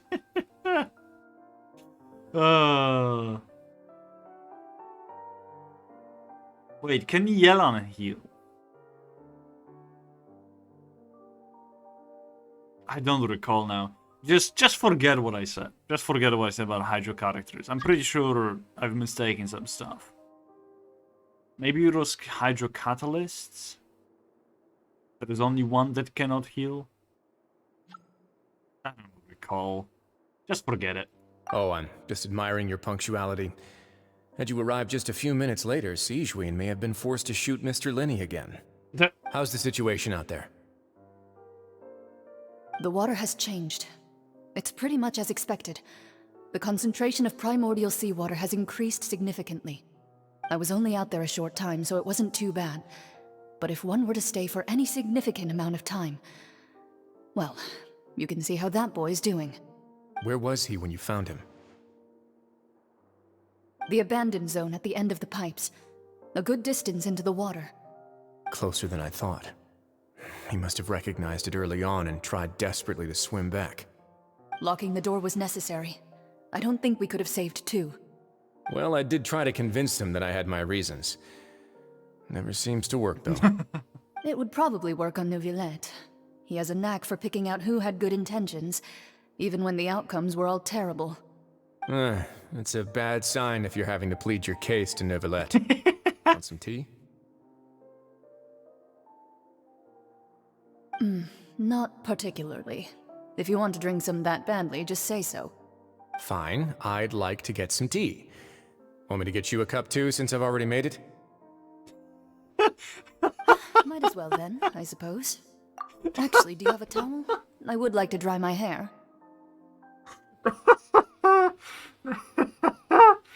Oh my good god. Can you now see how I came to the conclusion to agree that Clorane and Risley could make a good couple? Oh, Jesus. Is he British? Probably. It's based on New England. Because Fontaine is based on France and England. So, I wouldn't pass in that. The tea time right now is connected to England. I'll be fine. They're all here now. Don't worry about me. Are you sure? You don't look alright.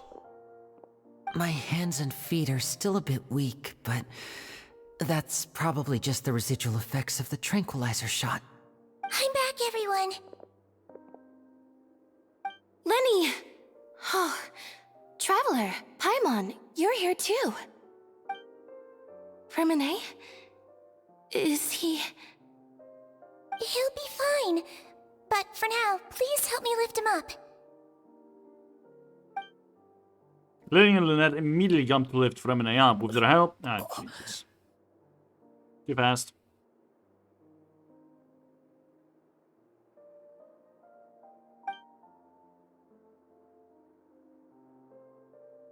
His breathing's beginning to slow down. Give me a hand and help me get him to the infirmary. I'll take him from this side. Lynette, together? I don't trust Sigewin whatsoever. Traveler, you seem pretty worried about him. Want to come with us? Very well. Paimon wants to go. Duke and Clarande are gone. They're having a rendezvous. They probably went to get some tea. The Duke will explain the truth in just a bit. Miss Clarande will need a break, since she only just returned from rescuing Fremine out of the sea. Clarande saved Fremine from the sea. Just what happened there? I don't like where this is going. I really don't.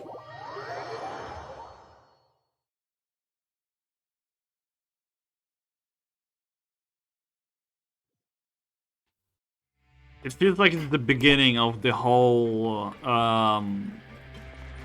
what is it called? Let's go up. Of the whole issue there was with the prophecy. So, yay, fun times, isn't it?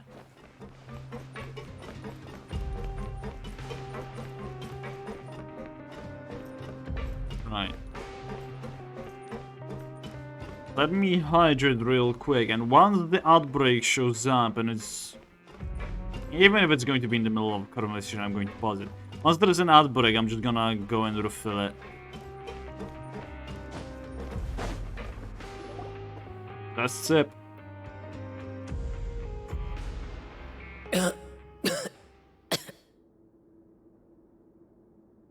He's awake. Fremine, how do you feel? Lenny... Lynette... we're all here. Where am I? The infirmary, at the Fortress of Meripede, Mr. Fremine. And you are no longer in any danger. How do you feel? Don't push yourself if you're not feeling up to it. Traveler. Paimon. It's been so long.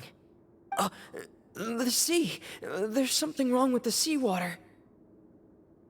Oh boy, don't... Shh, it's okay. We can talk about it after you've recovered.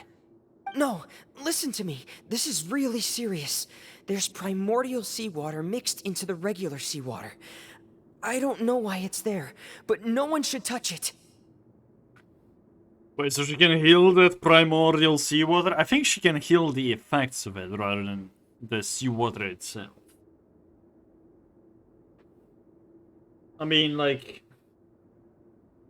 After all, the synth, or the drug that has been used by the competition of Spina di Rosula,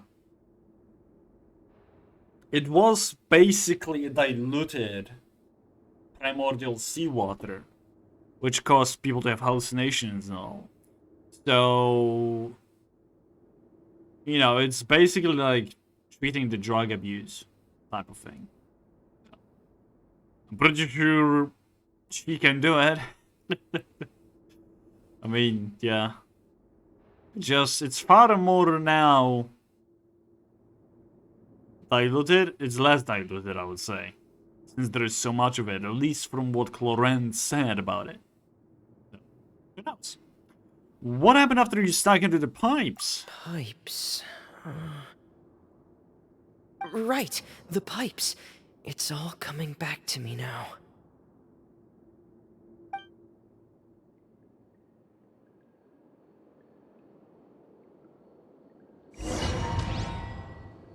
We're going to play as Fremine.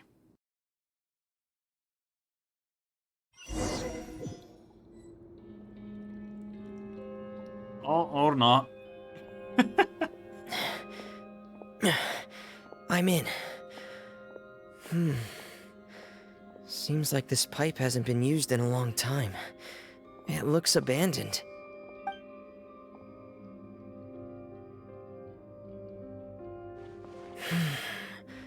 Where could Master Child be?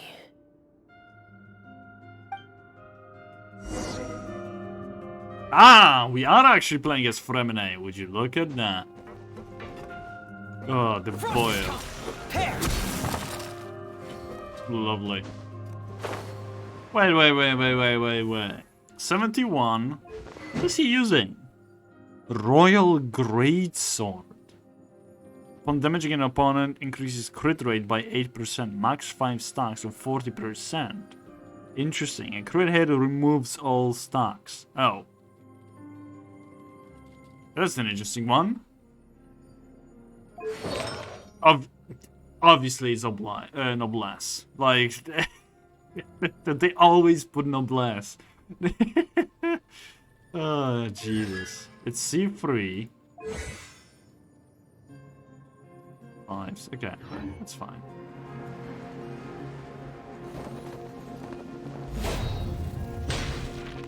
Right. It's an interesting place, I must say. So wait, how is he holding? That's an interesting way to hold it. Isn't it usually the Claymore users hold it lower than higher? Or is it just me? I think they always, like, put it lower to the ground. Maybe I'm just mistaken. Interesting. Oh, wow. This mechanism looks like it's been tampered with. Could he have done it? It might be the type of sword. Could be. I mean, we know how katanas work for the sword users compared to the other swords, so... I guess so. Oh, they hold it lower? Okay, so it's not me going crazy. I wonder if it's just based on the sword, or is it just how the Fremine holds it? Can I cannot change his weapons, can I? No, I cannot. It's during the trial, after all. How the hell are we supposed to get... Oh, that works.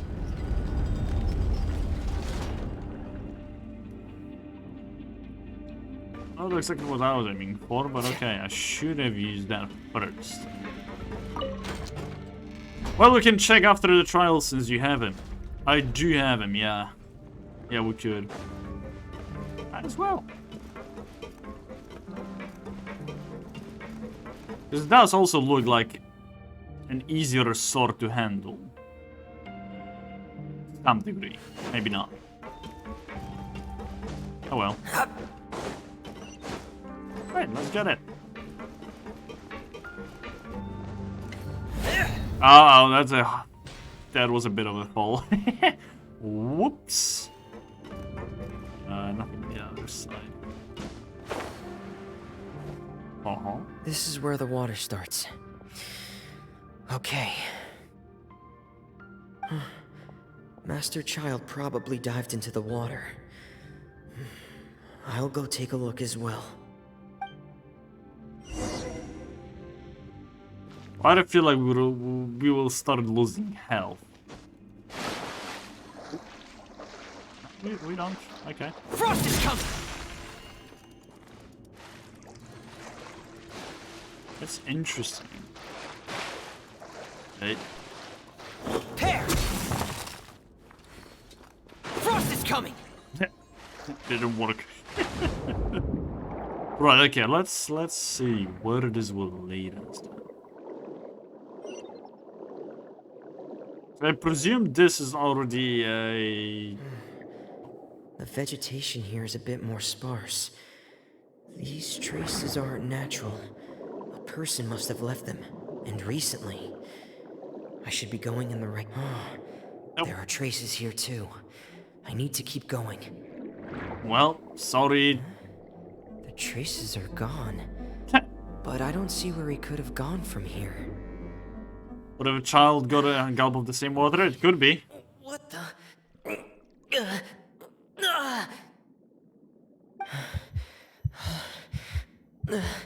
My heart is racing, and it's getting harder and harder to breathe. What's going on?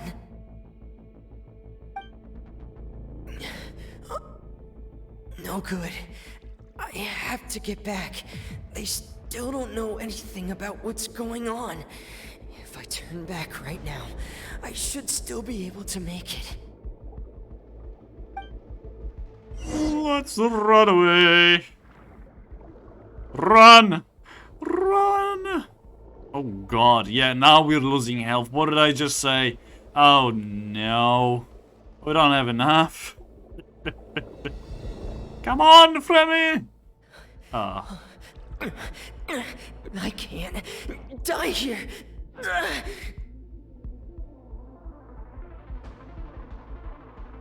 What is Clorand? This is bad. I'm feeling worse and worse, and I'm still underwater.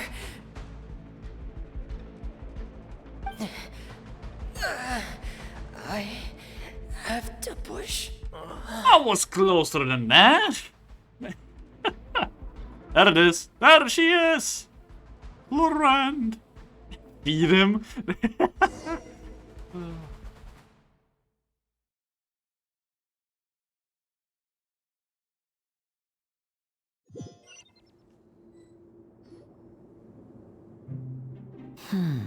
So, in other words, the trail you were following vanished, and you had no idea where Master Child could have gone, but there was also no obvious place for him to have disappeared to.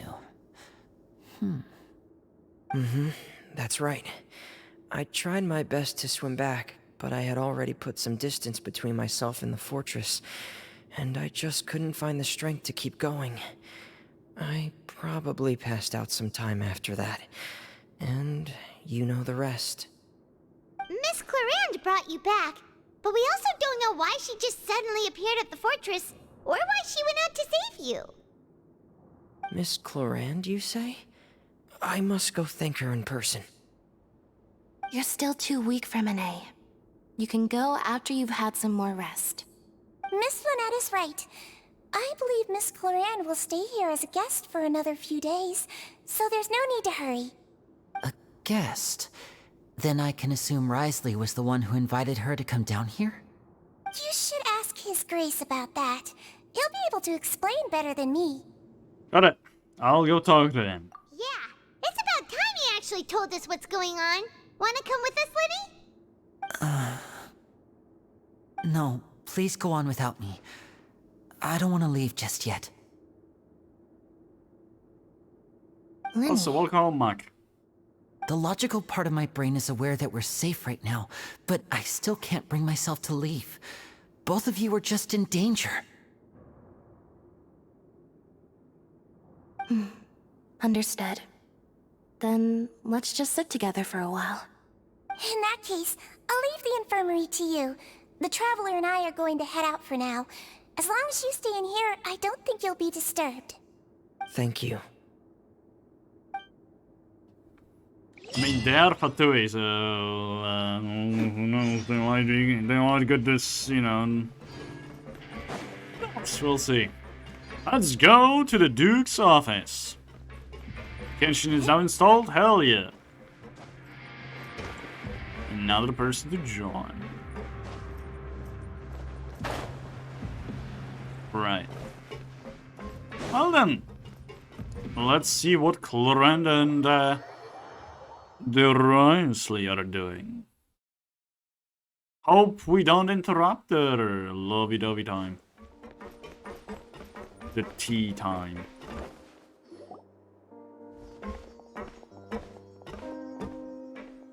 Excuse me. I take it Mr. Fremonet's condition has stabilized? Of course. I wouldn't have left the infirmary otherwise. I've been expecting those two, but might I inquire as to the purpose of your visit, Miss Siegewien? Actually, because the ad is about to pop up, let me just take this a quick break and grab a drink. Also, Jordan, I mean, if you started just now, or like recently about the EU or an Ace, or Genshin, rather, I should say, then feel free to change to EU, you know? There's plenty of people within this community who are playing on EU server. Just saying. But yeah, the ad should show up any minute, so I'll just take my time and grab myself a drink. Be right back, guys.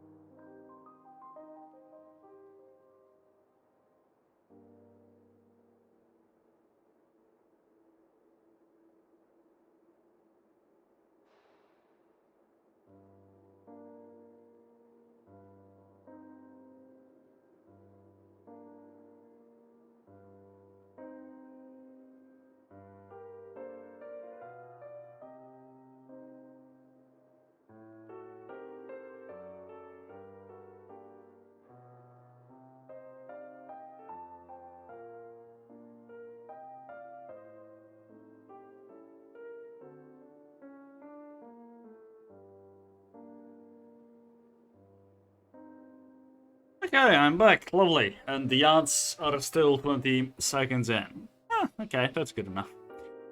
Yeah, I basically slowly, one by one, started converting people in to play Genshin with me on EU.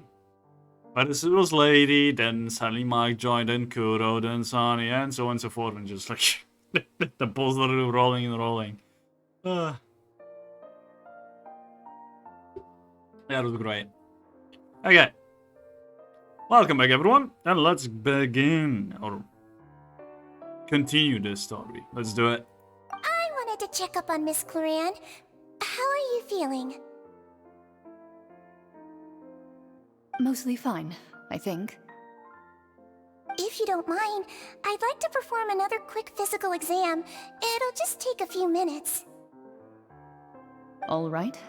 Thank you for looking out for me. I'll take my leave for now, then. Dora is really beautiful. Well, want to explain yourself, Risley? Of course, but I'm not partial to the word choice of explain. How about enlighten? I mean, he has nothing to explain, to be fair. Or explain himself, rather. So, yeah. And I did not get you addicted, Sonny. Genshin did. So, you know. Please enlighten us as much as you like. But where should I begin? How about you start by asking me any questions you have? You can start with whichever one you'd like to get answered the most. Then Paimon will begin. Did you know about Lenny's goals from the very beginning? No. I just knew they were Fatui operatives sent to the fortress by the Knave. As for their specific goals, I only figured those out as you made progress on your investigation. You managed to monitor and stay ahead of them even though you didn't know what they were trying to do? They came here with ulterior motives. I'm quite adept at discerning what that kind of behavior signals. Why didn't you stop them? Initially, I thought their goal was just to investigate Child's disappearance. Linny suggested that I had deliberately let him escape, but in truth, I didn't really do anything special to help or hinder him while he was here. Everything he did, from finding helpers to leaving this place, he did on his own. Of course, it's inevitable that the Knave would make a big deal out of her fellow Harbinger's unexplained disappearance. I'm also quite curious about where that Harbinger went, so I figured I might as well let the Fatui do their own investigative work. All I care about is the answer. So you were hoping Lenny's group would just do your work for you? I mean, why not? You make it sound like that's a bad thing. Yeah. Unfortunately, things didn't go as planned. I assume that Fremine has told you already, the ratio of primordial seawater around the fortress of Meripede is on the rise. I mean, like, genuinely, Paimon does make it sound like it's a bad thing. He is just not stopping them because he has a reason not to stop them. He also was curious about it, and he cannot just pull out an investigative force out of nowhere. If they're going to do the work for him, he might as well use it. Why not? That's literally what all the agents do. Oh well. The Forbidden Zone has always been Linny's target, and you got roped into that investigation after running into him. I began to intervene out of concern for your safety, and also to prevent the fortress from becoming entangled in more irksome matters. Oh, yeah. Are the rumors true that you're also a former criminal? Why would you put it like that? Isn't staying here all day and serving as the manager of the fortress a kind of sentence unto itself? Another form of prison? I just happen to have some support from the rest of the inmates. That's all. Oh, right. Paimon wanted to ask, who invited Cloran down here? Me, of course. I paid her good mora to come down to the fortress for some field work. As a champion duelist, Miss Cloran could be considered to be an independent party. I needed to find an exceptionally capable person to help me get through the impending crisis. And saving Fremine was part of that crisis? You can think of it like that, yes. Credit where credit is due, that boy is quite adept at diving. Had conditions not been as hostile as they were, he probably would have found the missing Harbinger already. So, the Forbidden Zone really exists. What's inside of it? That's not something you should be asking after. Neuvillette only asked you to investigate Child's whereabouts. So he knew. All I need to prove to you is that the Forbidden Zone had nothing to do with the Harbinger's disappearance. That should be clear now that you've spoken to Fremine. But we've already uncovered that there's something wrong with the infirmary, and we've answered a bunch of questions questions that you threw at us, isn't it about time that you answer our last question in return?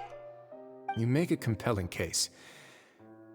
Do you really want to know the answer that badly? Yep. Yeah, Paimon really wants to know. Even if the truth may not be pleasant?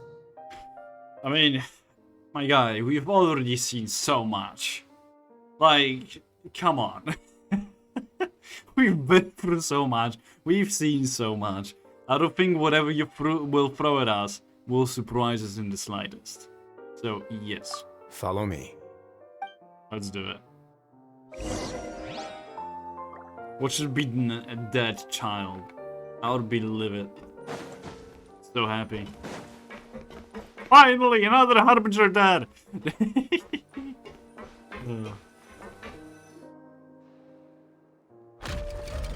Of course you have a hidden staircase. There's a hidden door here? And a whole basement behind it? Huh. You're pretty good at hiding stuff, Risley.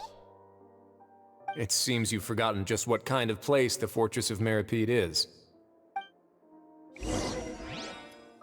To be fair, chat, if you're going to look at the map, there is this place, there is this place, there's this place. And plenty of those places we don't really have much of an access to. I think we just have like 4 floors. This is the first floor that we have access to. Second floor, with that, which I don't know if we actually have much of an access to. Third one, which is where the also punctation thing is. Is this also accessible? It might be. But those two, I don't recall whatsoever. Not been there once. So. This is probably the mildest thing compared to the rest of the investigation. Well, to the previous one for sure, yeah. Yeah, let's see what we have. Hello. Stand on the central plate. Wait, is there a secret mechanism or... Whoa! I mean, you really not expect? Once everyone has taken their positions on the circular plate, it's okay. Thanks, Genshin. I love not being able to read everything that fast. So, this is the Forbidden Zone? Honestly, for a place so well hidden, Paimon sure doesn't see anything special. Hidden staircase to the dungeon. How did Paimon feel the vibrations? She's floating. Jordan, don't question it. Paimon is just weird like that. I think she has like invisible feet that stamp on the ground. That's the reason why she cannot fly higher, you know? And she can feel everything that's happening on the floor. I think that has to be the reason, honestly. So, well. And that is... What a huge door! There are 3 such isolation gates in total. Generally speaking, I'm the only one who's allowed to go inside. Hence the name Forbidden Zone.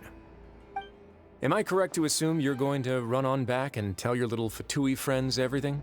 Well, Paimon wasn't thinking of keeping anything from them. Well, I'd advise you wait until you've seen the whole truth of this place for yourself before deciding whether or not to tell them. So, he is willing to give out the information.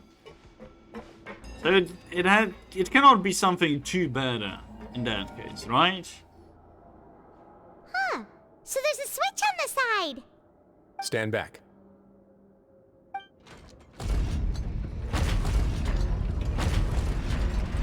Could be hella bad. Quiet. I got them not well. They all just went up one by one. Wasn't it in the middle of the room? Go on, have a look. What if it's a gnosis? There's no way it's a gnosis. Right? We don't really know about the interaction between Fossilor and Risley, but I doubt she would give him the gnosis.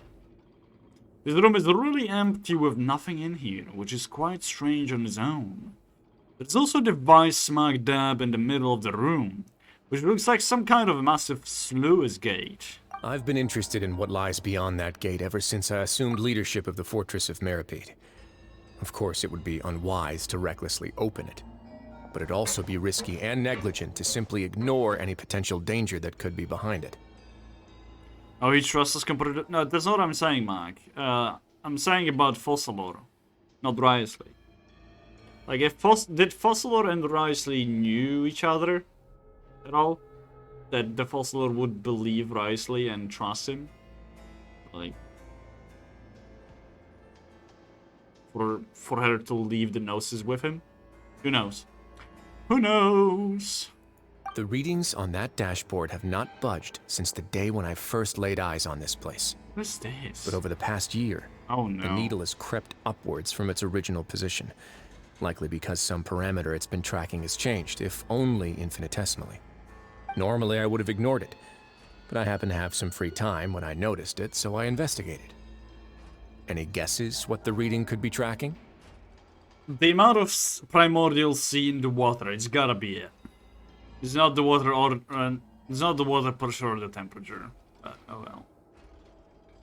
I would answer my other question. Gotcha.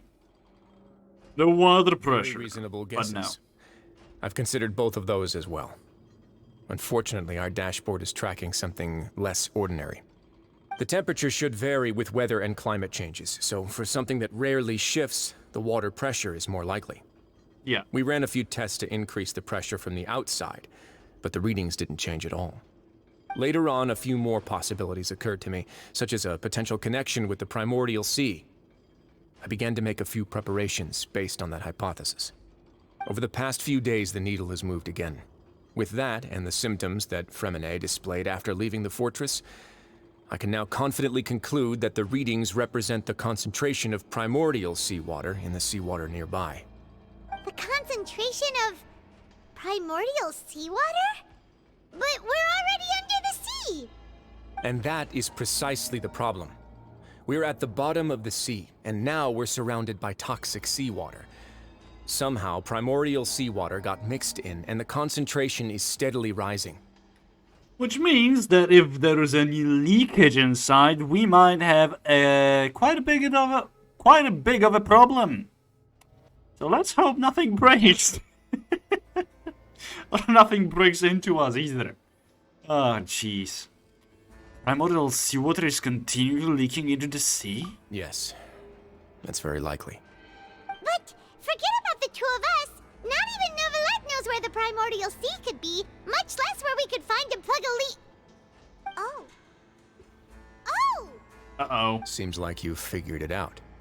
I believe the primordial sea lies directly beneath this sluice gate.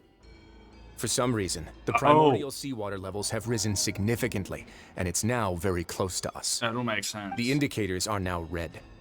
Although the gate still stands, some primordial seawater has already leaked out and mixed into the sea around us. If this continues, soon it will no longer be able to hold back the primordial sea at all. So that means Fortress of Meripede was not ever meant to be a prison. It was an actual clog for the primordial sea.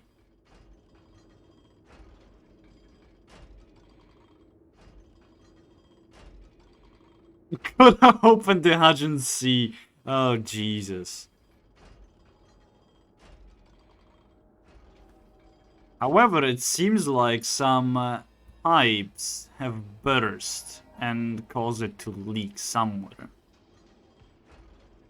Which I presume is because of some, perhaps, increase in water in the primordial sea water pressure, perhaps? That causes things to burst, break, and all? Oh boy, this is not good. Not good at all. And the primordial sea is leaking through. If this gate falls, all of Fontaine will fall with it. Yeah, you know what the legends say.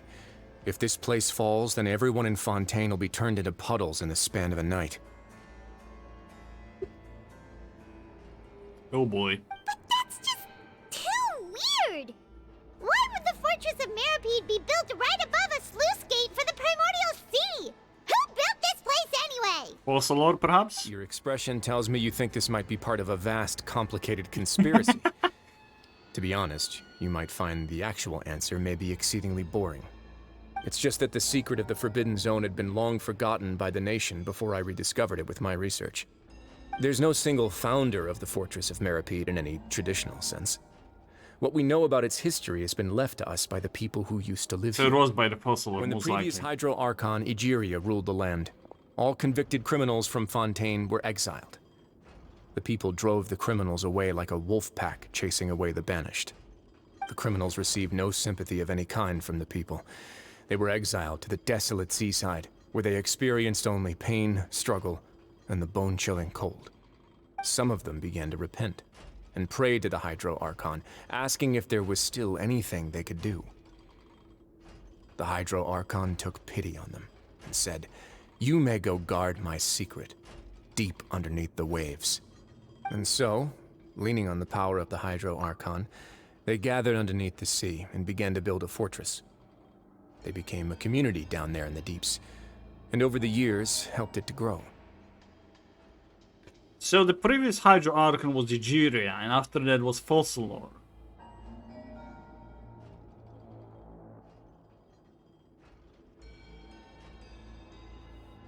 So how did... Oh, unless the dragon was not in a good contact with Egeria in that case. It could be the reason why Nuvi does not know much about the Fortress of Meripede. Or Nuvi knows, just played dumb in front of us. But I doubt. I think the first thing is the reason. He just wasn't really in contact with Egeria. He wasn't born yet. Come on. I don't know. The dragons of each nation, I'm pretty sure, are the longest living creatures. As long as the gods have lived. I'm pretty sure that's how it is. I might be mistaken, but I think that's how it works. Okay, let's see. As the number of exiles increased, more and more people joined the community. When the first group of exiles died, they left the yet unfinished fortress to their successors. The Hydro Archon continued to lend her support, allowing the fortress and what it stood for to continue growing ever larger. Before long, this dark underwater fortress became the sinner's only home. And with that, the people here stopped referring to the fortress as a prison. They saw themselves as repenting sinners who would regain their freedom once they had sufficiently redeemed themselves. But as time went on, people also realized that the fortress was a lonely place. Once they had gotten used to life here, they could no longer feel comfortable living in the overworld. Once they had finished serving their sentences, some people left and some others chose to stay. They'd find some idle position and let their withered souls fade away with the ancient secrets of the past. After many, many centuries, few people still remember the reason for the fortress's founding. Now they just see it as an integral pillar of Fontainian society, as the place where criminals deserve to be sent. Here's a theory. Could Furina have known about it too and is hiding it? No. There is no way. He just said that Egeria was the one who built or created this fortress. And the current Hydro Archon, or I don't know how to treat Furina exactly. She's after, I think she's after Fossilor as well. So she wouldn't know about it whatsoever. Archon's power is stolen from dragons, so dragons had to be first. Is that how it is? Interesting. I didn't know that. But hey there, Kazi, how's it going? And if you don't mind me asking, how did you find me? Could be just looking through the Genshin Impact players, or streamers rather, I should say. I just want to imagine baby Nuvi. Oh, Jesus Christ. Okay, let's continue. Now and again, researchers manage to break one law or another and live out their days in the fortress. I learned all this from an elderly historian. Everyone else just thought he'd made it all up. But now you know every part of that history is true. Indeed. It's just as the prophecy says. If this gate fails, then everyone will be dissolved into the sea. Yay! Do you believe in prophecies? To be frank, not really. But sadly, that hasn't stopped this prophecy from proving all too accurate. Prophecies are troublesome things. Just hearing one will create the first wave of panic. Seeing signs of it will bring about the second, and actually witnessing it in real time, the third. Wait. Wasn't Fossilor the one that created the prophecy?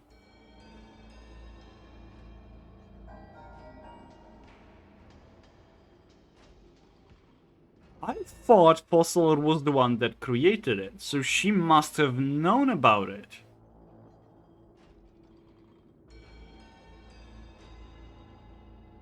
Okay, that's getting more and more confusing as it goes.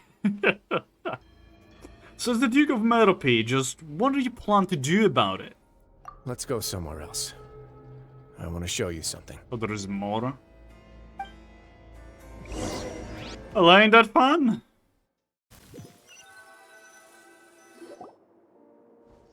This is it.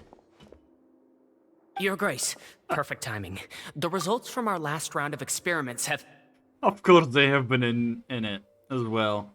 Like, yeah. Wait, Jurier, he's not alone. Huh? Lorvine and Jurier? No need to panic, you two. I've already told them about our plan. What? After you warned us not to tell a single soul about any of this? I'm skeptical as well. Are you sure they are trustworthy? The results speak for themselves, don't they? These two may already know more than you could ever imagine. All right then, if Your Grace insists. They seem harmless enough, so I'll trust them for now. Well, how about some reintroductions? This is Jurier, one of the highest-ranked researchers from the Fontaine Research Institute. He used to work under Edwin. I trust that you've heard of Edwin? Yeah, we have. Good. Saves me a bit of time explaining. Edwin's main areas of research were archaeum and gravimeters. As his assistant, Jurier is quite familiar with them as well. I hired him to be my technical consultant. You want to blow up the fortress of Meripede? Ah, what a lovely idea. I'm already imagining it in my head. Gotta admit, I'm tempted as well. Oh my god. Focus! That taskmaster over there is Miss Lorvine, and is also one of my technical consultants. While Jurier used to be Edwin's assistant, she used to be Jurier's assistant. Ooh, are they together? Is that really necessary? See, everyone keeps asking this question. Are you too sure you're not a couple and just using your work as a convenient cover? Your Grace, I am not in a relationship with this man. If I dated her, I'd officially be madder than Edwin. Jeez. Oh my god. Forget I said anything then. Follow me. This is amazing. Whoa, there's another door that goes right up. Your constant amazement makes it seem like the fortress can do anything. Exactly, Paimon. Shut up. But Paimon really thinks everything's super cool. Of course you do. Is this just a normal room? Well, let's spice it up a bit. Oh boy. And here you go. Why the hell did I say anything? Oh wow. Is this a submarine they're trying to build?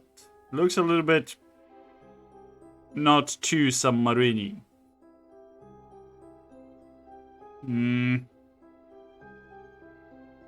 Interesting. Rio's funny and so blunt. What a huge ship!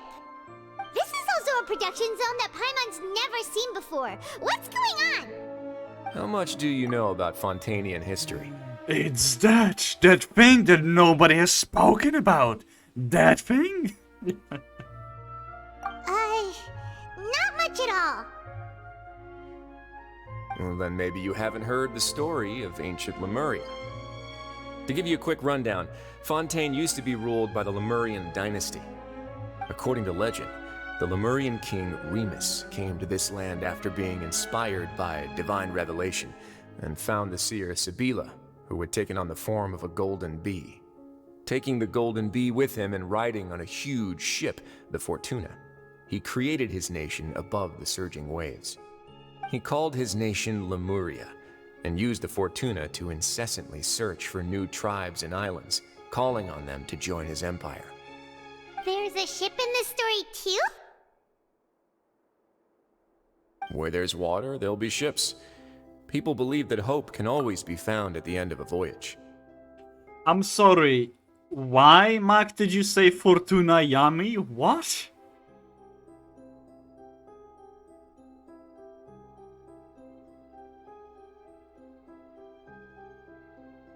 Fortuna. Jesus Christ.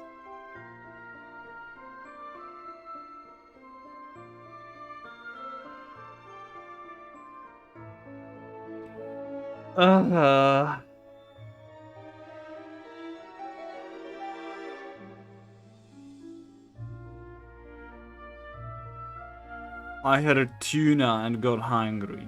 Jesus Christ. How are you not fat, Mac? With so many times you combining food and what you hear and stuff, like.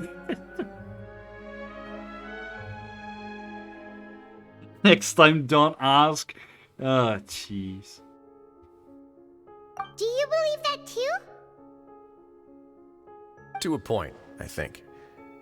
As you've already seen, I have a whole factory's worth of labor, materials, and technology at my disposal. Certainly can't hurt to give it a try. So the moment I began to speculate that the primordial sea might lie underneath the gate, I also began this project. Were you inspired by the legendary Fortuna? Maybe.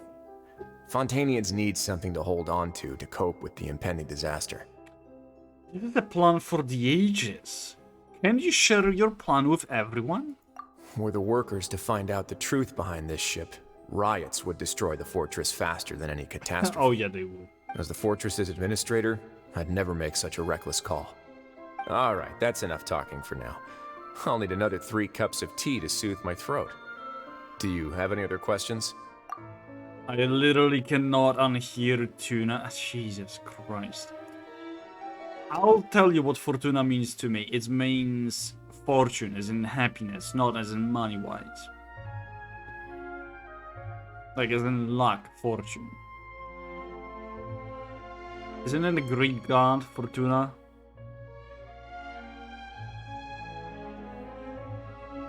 I don't know. Oh well. Seems like you're good. Come on, I'll take you back.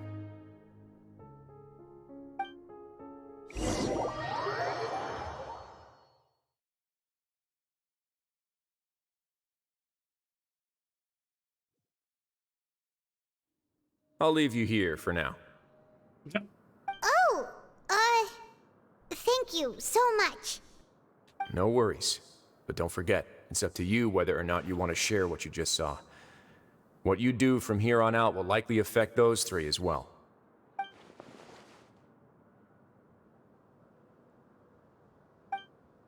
I couldn't read it, god damn it, I was looking at the chat, I thought it was... Ah, Jesus Christ, okay. Yes, fortune with an A at the end, but then there is tuna. Why not it be great fortune we have tuna? You're such an annoying person, Max, sometimes. Jesus Christ. Me. In other words, if I want to tell Lenny the truth, I must make him understand that we cannot afford excessive conflict right now. Yeah, we'll put a lot of thought into it for sure. Yeah, we will. Great. I look forward to what happens next. The game's giving me a headache. Too many combinations. What do you mean too many combinations? What? I mean complications. Is that it?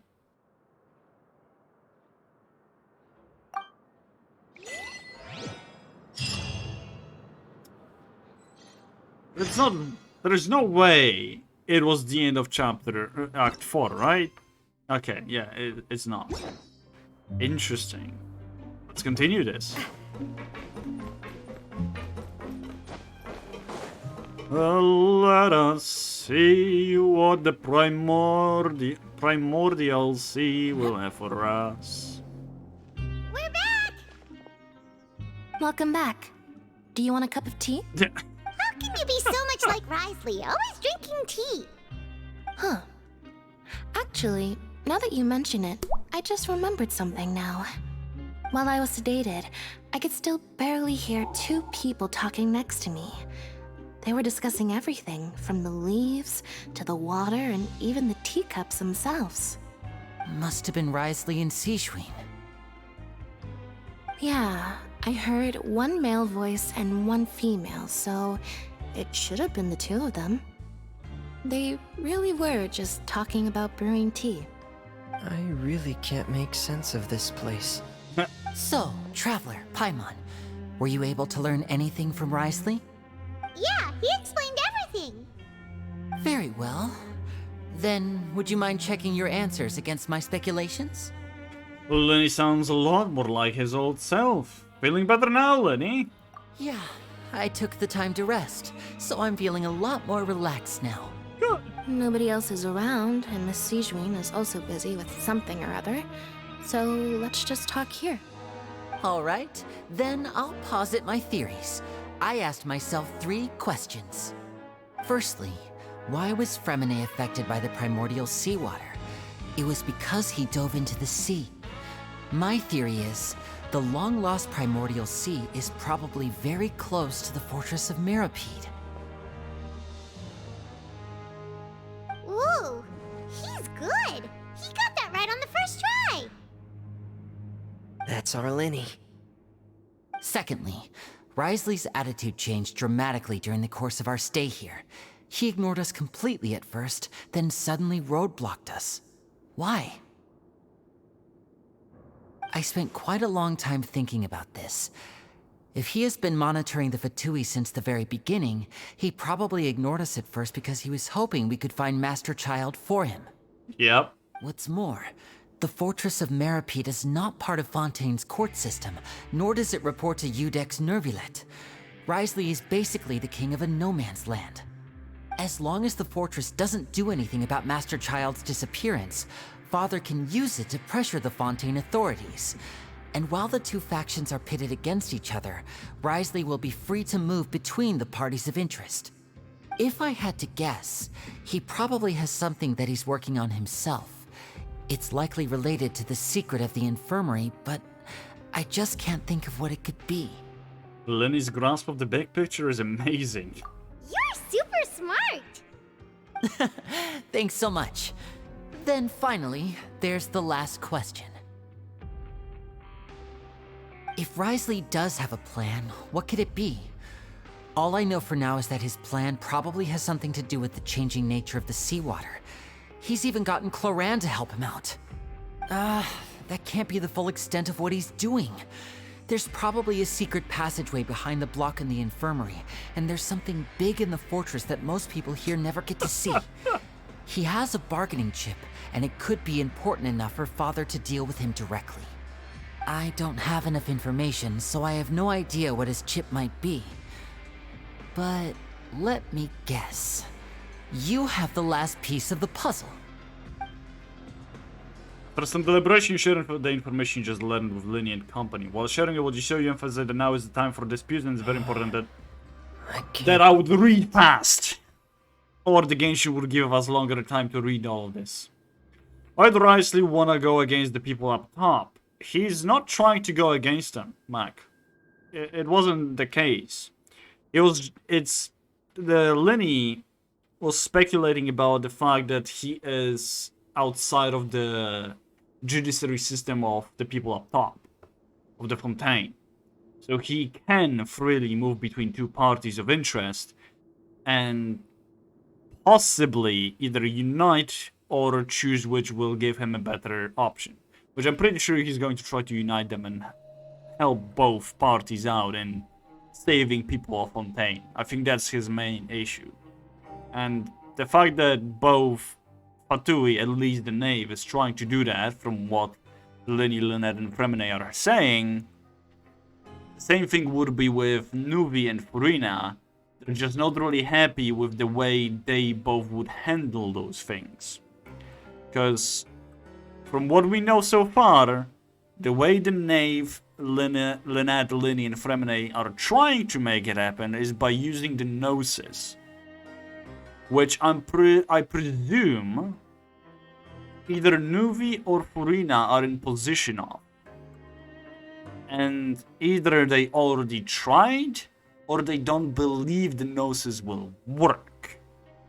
So having a third party who is basically in the middle of both, trying to help those together to actually see the bigger picture or see the better answer to how to save the people of Fontaine, is a plus, and I believe that's what Linny meant by saying that. But who knows? I mean, he's making some brains, so I think he's trying to help. I mean, yeah. I mean...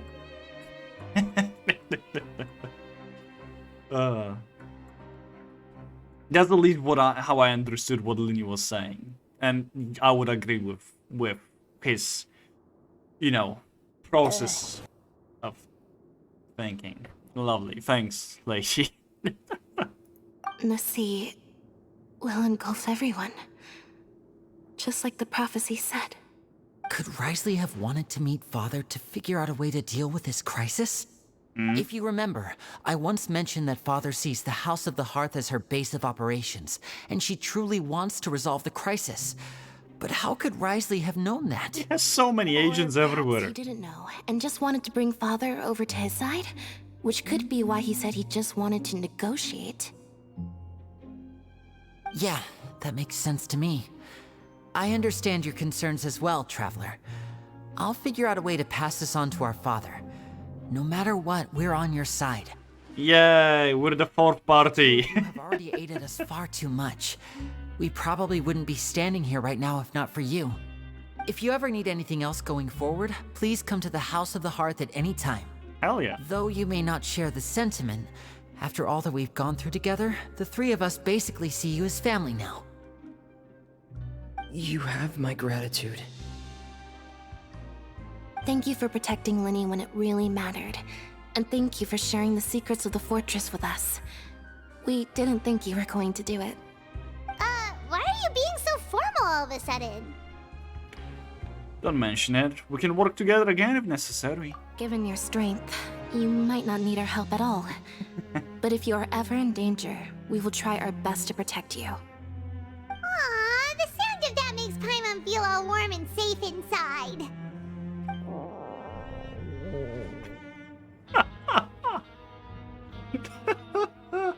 And I think there is something more to that. What was that?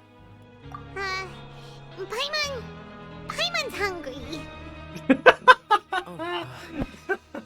You've done so much already. Go get some food. Alright, then we'll catch you guys another time. The look of Aether was spot on. That would be me if I heard Paimon say that. Straight up. Like, Jesus Christ, Paimon. Well, time to get some food in that case. Alright, we were supposed to check Fremine, how he's holding the weapon in general. Do you know if it was a weapon or was it actually...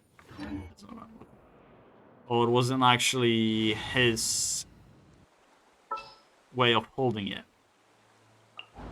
At your command.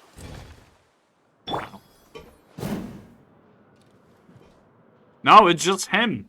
Apparently, he's the strongest Claymore user. Because if we look at Navia, look.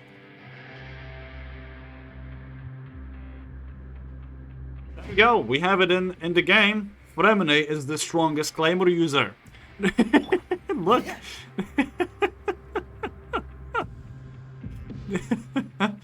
Oh, Jesus. Okay, well, now you know. Now you know, chat. Right.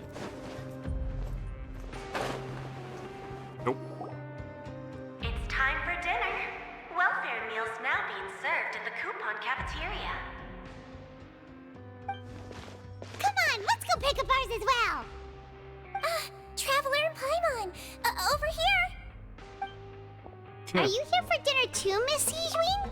Yeah, I know, I wouldn't mind. You know, I wouldn't mind using him, but I love Rosari more. I mean, that's fair. He holds it like a baseball bat. Yeah, kinda. He's got strong biceps. I don't think it's just a bicep, Sonny. I'm pretty sure it's more than that. And I'm taking the opportunity to prepare Miss Cloran's dinner as well. Huh. You're right. She's actually sitting in the fortress cafeteria. Why are you so surprised? What would you like to eat? Huh? We can choose? Yep, you can. I've already talked to our chef, Mr. Wolsey. It's all on me today, so you can get whatever you'd like. Then I'll have the tastiest stuff you have to offer. Me too. Don't forget Paimon. No problem. Just leave it to me. After a while, the meal Sijwin ordered for Yora, and like days prior. Okay, Sijwin also brings some drinks over to you. They just lie on the street, but she insisted they are very interested. She also... I cannot read that fast. I got the shakes out of... the reason. Fuck it. So delicious. Fuck it. Free dinners are the absolute best. No. Amazing! Paimon's so happy. Paimon wants to feast like this every day.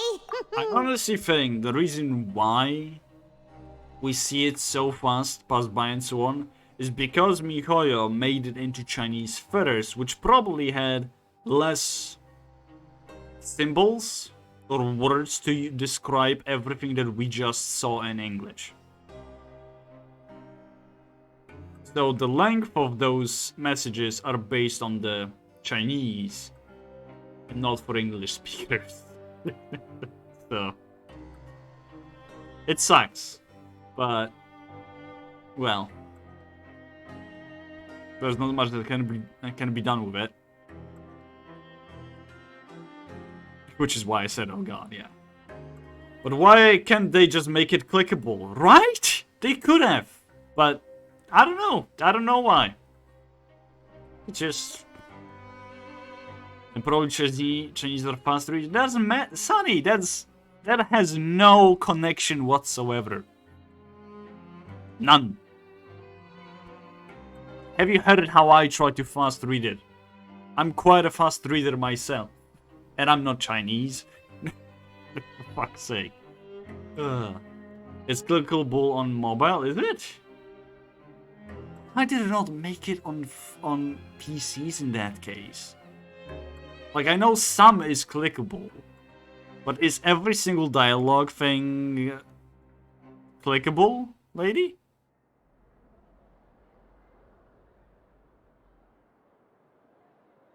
I play mobile, I know, and just like, I'm trying to understand, because, you know, some of the stuff is clickable on PCs as well, just, but not all of it, so. Wait, why are we talking about Chinese? Jordan, have you been listening? We're talking about how MiHoYo skips through the, like, text on the screen on English, because it's probably because MiHoYo is Chinese company, so they created those scenes and the length of them for the Chinese rather than English, so. And I'm pretty sure Chinese language can use fewer symbols or make it faster to be read compared to the English way of trying to describe stuff that is happening. That's why in English we cannot really go through with all of it, while Chinese people probably can do it in the spec of the time they give us. Feeling full yet? How's the food? Delicious. Besides the milk, I mean everything was super delicious. I'm so glad to see you all so happy. Oh, see, the expression on your face just now? The muscle here just moved, which suggests that you're feeling quite relaxed at the moment. Sijwin, do you do this to help your patients or to better understand human beings? Both. A bit of both, I suppose. I'm a Melusine, which means I'm very different from human beings. I must know what you're thinking if I want to take good care of you. Probably a PC thing? Probably. According to what Lady says, it is a PC thing. That not all of them are clickable. Which is dumb. Straight up dumb. But also, I would like to see Honkai Impact further on PCs. How if it would be clickable as well or not. I wonder. Because I'm pretty sure they made it available so you can actually make it on PC as well. I'm not 100% sure. Or maybe it's using BlueStacks. Could be that. You're really good at taking care of people. Even though you're so short, you still talk and act like an older sister. Really? You're reminded of an older sister? God damn, Paimon. To hear. Oh, and what did you mean back in Risley's office? When you said that you were protecting Linny and his siblings as well. I mean, she ain't wrong. You don't really think of an older sister as being short. So, you know, just saying. If you really think about older sister, come on. You think of a mature women, right? Quite tall, well developed.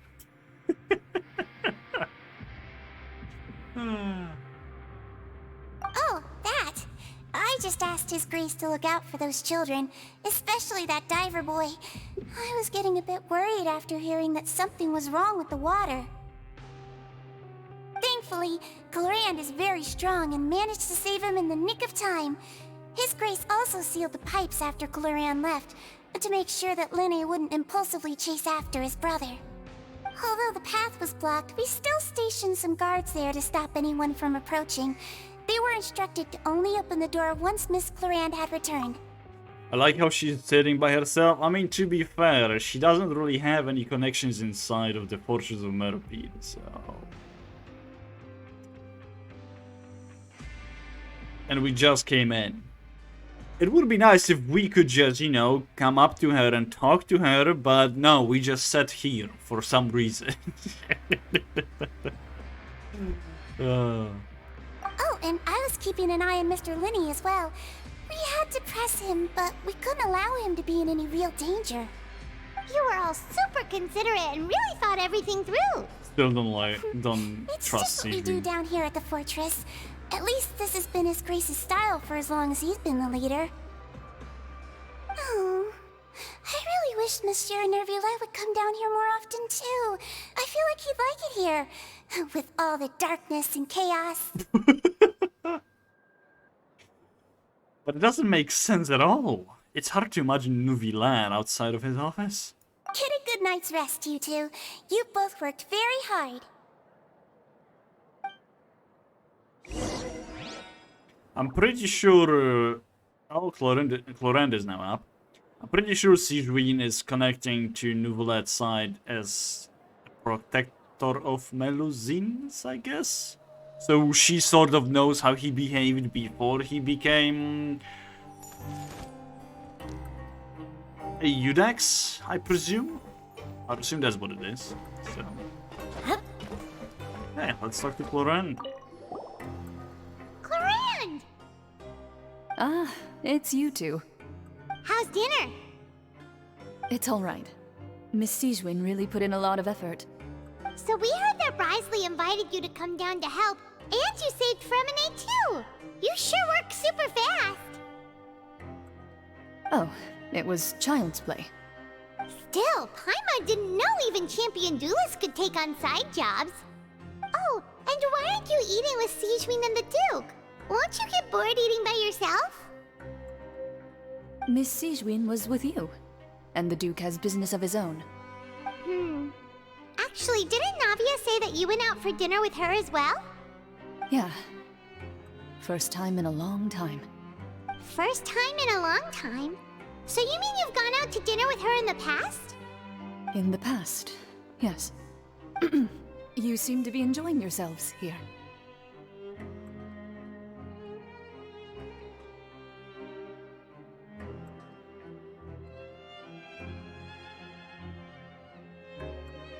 Sorry about that, folks. My mom came in.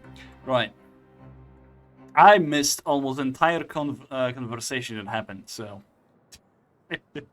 What happened? Her voice is so smooth. It is. That's the only thing that I understood out of it. So, yeah. It's all thanks to Noble that. This is technically a water trip for us too. Things will be getting messy at the fortress soon. Don't run around unnecessarily. Okay, mommy.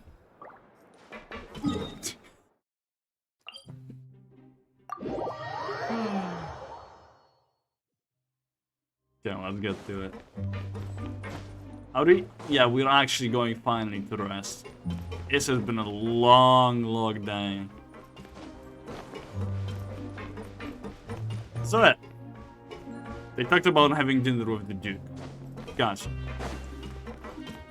Oh, that's all I needed, I guess.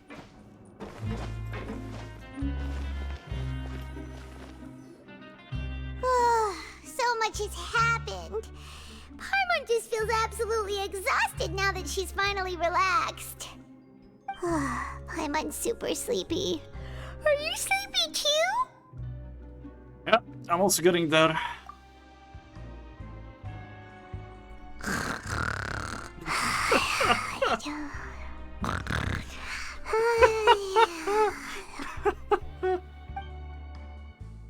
Wow, she really immediately fell asleep. Delicious. Paimon wants seconds for free. Good night. Out of my way! Get out of my way! What happened? Why is everyone running? No idea, but something must have happened. Stop asking! Who's yelling? Paimon still wants to sleep. What's that sound? Paimon, wake up! We need to go out and see what's going on.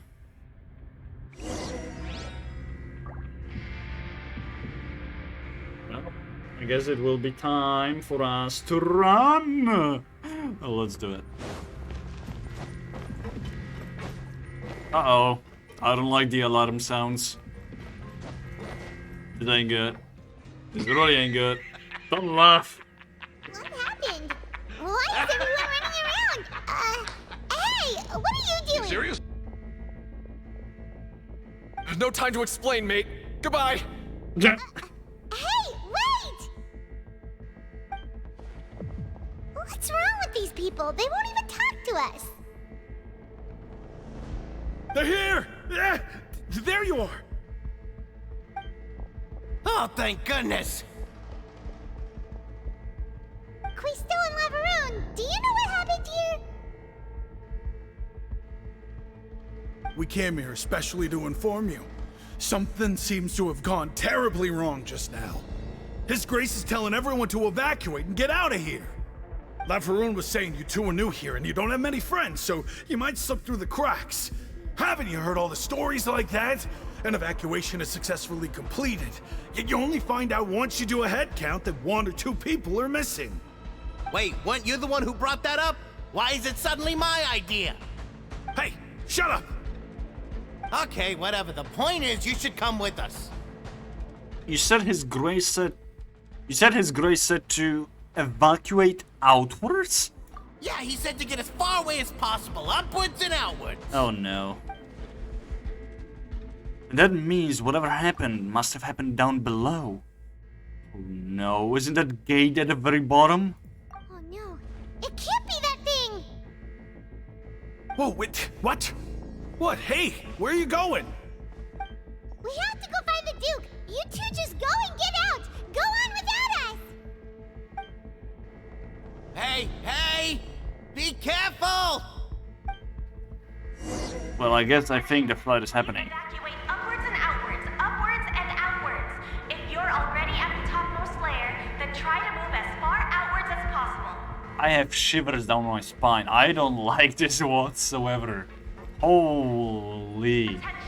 Please evacuate upwards and outwards, upwards and outwards. If you're He should be fine, right? Yeah, we have the plot armor. Plus, we're not from this world, so we should be safe. Attention. I'm undo. Upwards and outwards. If you This is really bad.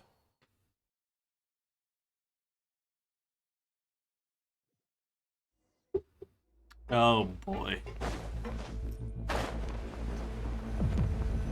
The music though. The music. Yeah, but Paimon will drown.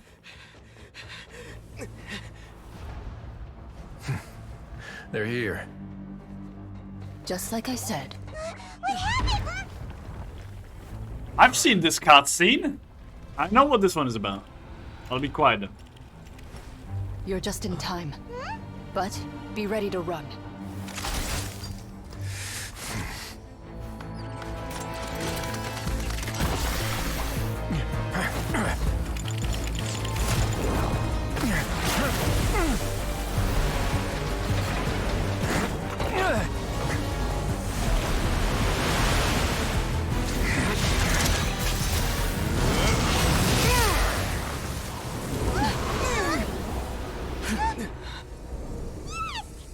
Oh, it ain't gonna stop it. But there's no way, there's too much pressure.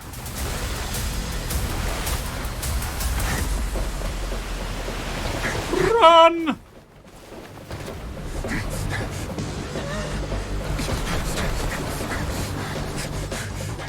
Three, two, one.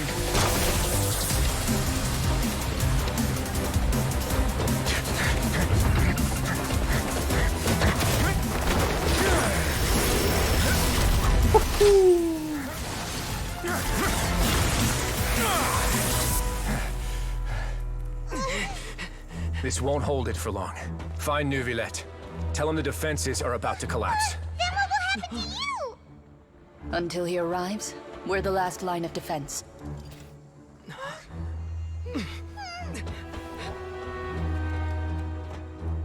The gate. How long do you think it'll hold? That depends on us.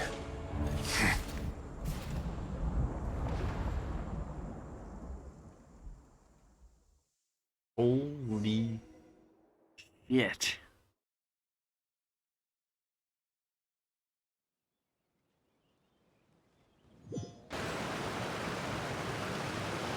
How do I get this out of that? Oh, there it is. Oh, God. Whew, thank you. Thank God it's Traveler, here. I need you to head to the Opera House immediately. Farina will soon be meeting with the knave there. You must protect Farina and make sure she doesn't spend too much time alone with her. Oh, God. Okay, you can explain everything else to me later. Will do. You have my sincerest gratitude. I don't think we have been there 45 days. I think it has been more. Maybe less, who knows. My hands are sweating. Well, Jesus Christ, this is bad now. Not now this stupid, cheery music of Genshin Fontaine. It's not the moment. Look! There are a ton of Fatui and Palais Mermonia people over there. The knave is probably here already. We need to hurry. Are you two the traveler in Paimon? Monsieur Neuvillette has left instructions. Please follow me. Though I'm sure he's already explained, this should be a mostly cordial conversation, unlikely to give rise to violence. But it would be most appreciated if you could protect Lady Farina to the best of your abilities. I would love to beat up the knave. I would love to do that. We need that sound alert run. Oh, Jesus Christ. Wait, it's 1 odd. What should it be 1.5? 1 minute and a half odd.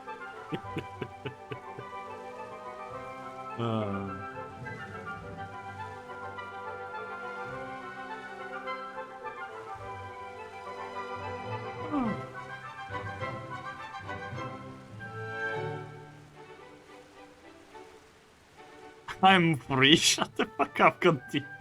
Now I'm just going to wait for all the odds to finish. It's still 20 seconds, it's fine. I mean, bruh. Come on, mate. If it was 4 odds, you would not be so happy about that, huh? Jesus Christ. Okay, now we can go. I will do my best. Yeah, it's for everyone, lady. It's not just for you. Unless you're a subscriber. Oh,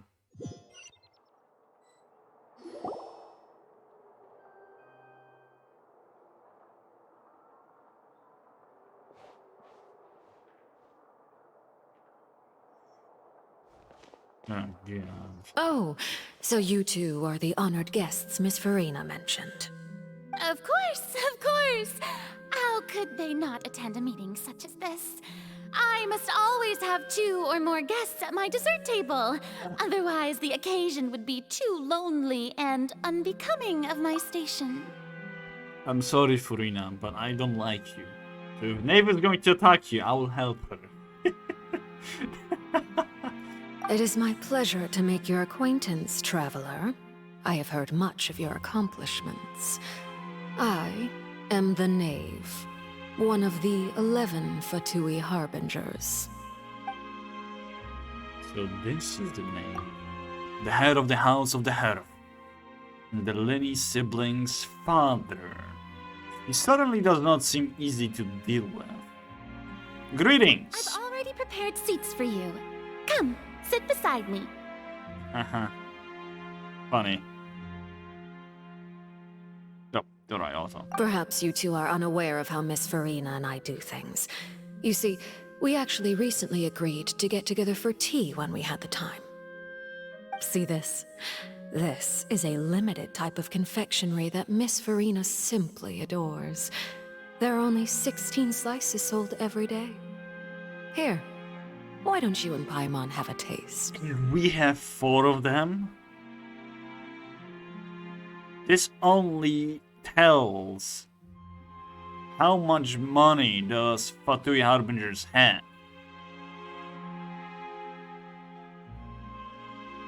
Jesus Christ. How Paimon don't eat it all, or we will be back in prison. One was for Nuvi, I'm pretty sure it wasn't. Unless they just made another one, or like bought another one in the speck of the time that Nuvi left and we came to in. I don't know. We'll see. She seems friendly enough, but that can't be all there is to her. The Knave is a force to be reckoned with. I should be very cautious around her. Traveler, what do you think of this cake? It's quite tasty, and I think Paimon agrees too. That's good to hear. So what Child said was on the mark after all. You do share a taste in desserts with Farina and I. Wait. Child should have no reason to have said something like that. I wonder how he's doing nowadays. You must have heard, right? He's suddenly gone missing. I'm really worried about his safety, you know. Here's to hoping that he's an excellent swimmer. I have faith in his abilities. Since we're talking about him, I feel like I should add something. His martial prowess really looked certainly pretty impressive, yeah. Farina looks quite nervous. There must be some kind of bad blood between her and the Knave. Oh, so you're also familiar with his aptitude for fighting, Miss Farina. Oh, right. I almost forgot. Child was subdued by Udex Nuvillette right in front of you. Against ordinary people, my colleague would never be on the back foot. But alas, he just never imagined he'd run into such a person. I must express my admiration for Monsieur Nuvillette. I managed to find a few leads on his whereabouts. Coming from you, that's not surprising at all. But I thought you would be happier to hear the news. Of course, but it's still a bit of a shame. You see, I would have been far happier had I received this news somewhat earlier. As you well know, a long time has passed since Child disappeared.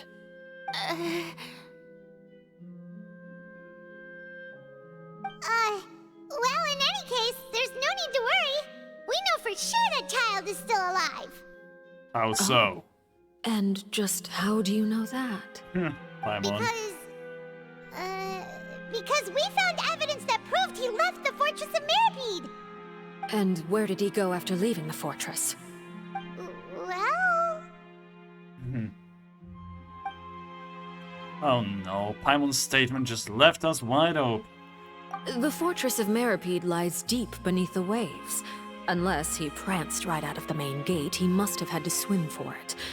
Do you have any proof that he surfaced safely? We do not. But there was also no evidence that he's been injured or killed.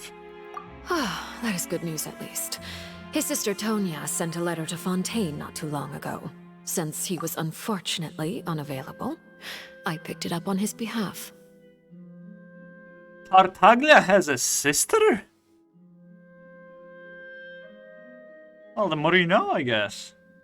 Do you have any idea how he usually writes back to his family? Dear Tonya, your letter made me feel like we were still enjoying our time in Snezhnaya together. I'm currently admiring the scenery on the streets in front of the Opera House. Is it something like that? Definitely not. She's putting up the pressure. I'm not sure if I'll be able to convince her, but I can at least try to distract her from Furina. That sounds good to me, yes? All letters tend to follow the same few formats anyway, right? As long as the contents are accurate, it doesn't matter so much how it's written or how it's worded. Huh? Furina, shut the hell up.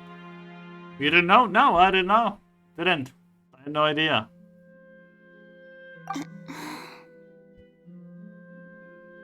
Hold on. The water in the teacup is shaking. I suppose this is also a sign of things to come, Miss Furina. Huh? I don't quite understand what you're trying to say. Have we entered into the next stage of the prophecy? In his character video, when he was first released, it was a letter to his sister. Child was the first character I saw in an art for Genshin, and that was the video, his intro video. Well, yeah, I don't really see character intro videos. So, yeah. Primordial seawater in her tea. No. It's probably just the Fortress of Mirapede blowing up. Just Fortress of Mirapede, you know.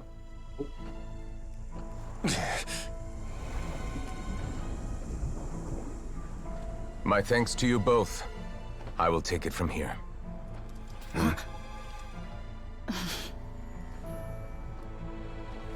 Sure you don't need a hand? Quite sure. Wow. So, what's your secret, huh? Let me guess. Not the time. Who knows? Maybe it's just your sense of responsibility. Not the time, Risley. Sounds about right.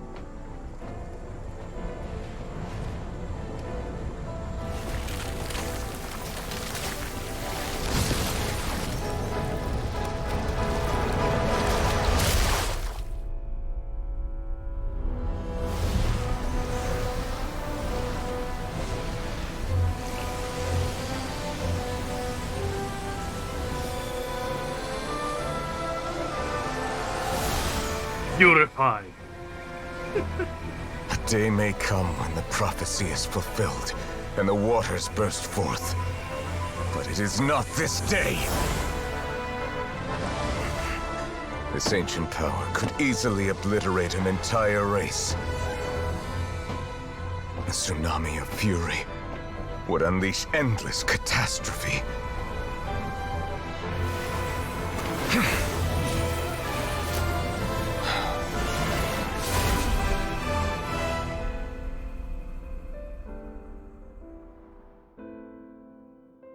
This sentence is too severe. Forgive me for overruling it.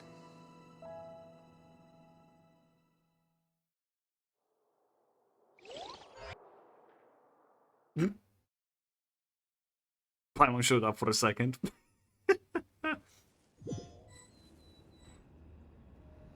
All right. Seems like the problem inside has been suppressed. Let me guess, we're safe for now. Indeed. But only for now. I win this bet. You owe me a present. Very well. It was indeed just as you said. You made a bet? We made a bet on the size of your entourage. Cloran thought you wouldn't come down by yourself. I figured you would have at least brought a few people along for appearance's sake. It appears I underestimated just how confidential the mission was. Shouldn't you have gotten used to confidential missions by now? That's just how the courts operate. So what gift must the loser give? Tea? He already has tons of tea in his office. I'm thinking about a set of legal codices. That wouldn't happen to be a dig at my lack of legal awareness, would it? Well, I'm sure His Grace doesn't consider the fortress to be outside the law. I was under the impression the residents of a place like this would be uninterested in the legal codices. That was obviously a joke. Anyway, you've still got some unfinished business to attend to in the overworld, correct? No need to stay here if you have a pressing matter. We all know you can't leave Palais Mermonia for long. Thank you. I hope everything went smoothly with the Fatui Harbinger.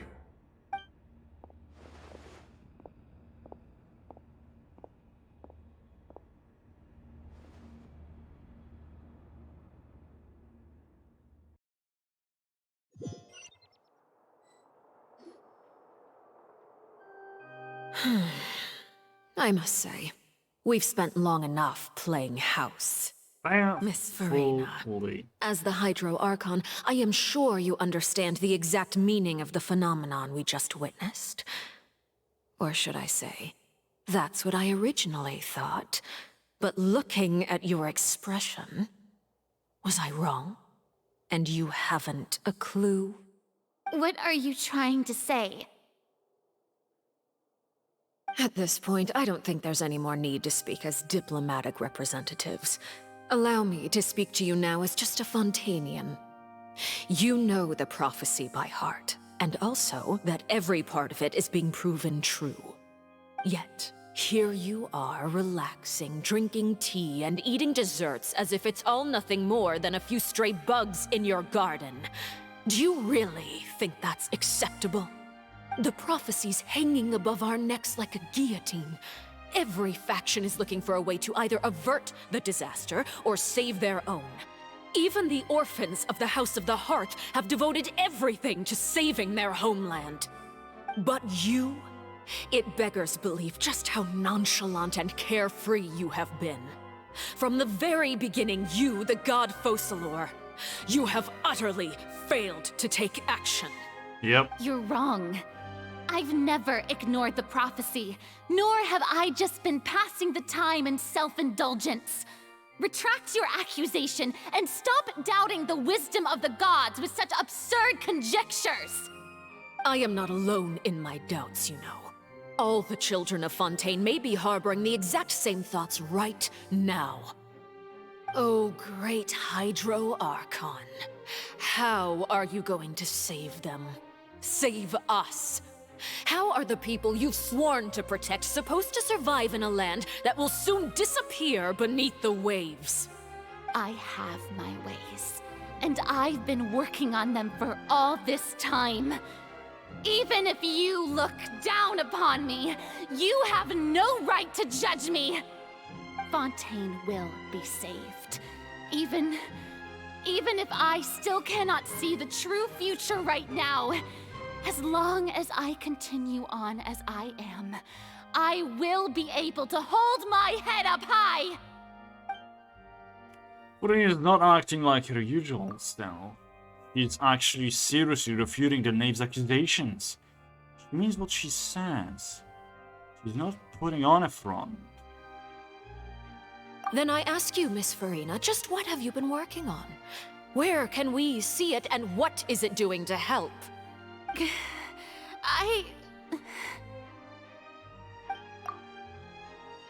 I mean, Farina, if you're trying to do something and there is no results in it, There has to be a reason for it.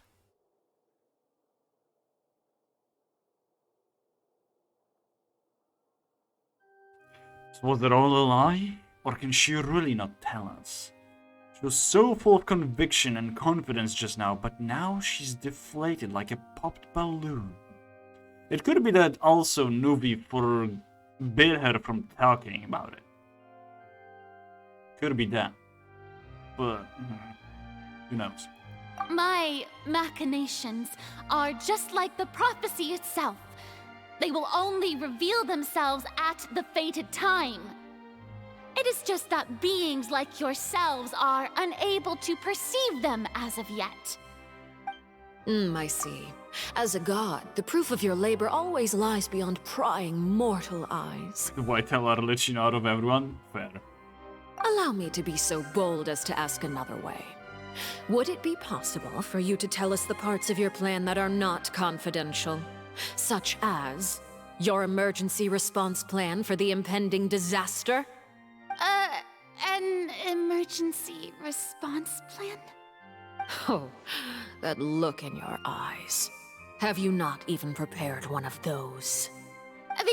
The emergency response plan is also strictly confidential. Farina. Then allow me to jog your memory.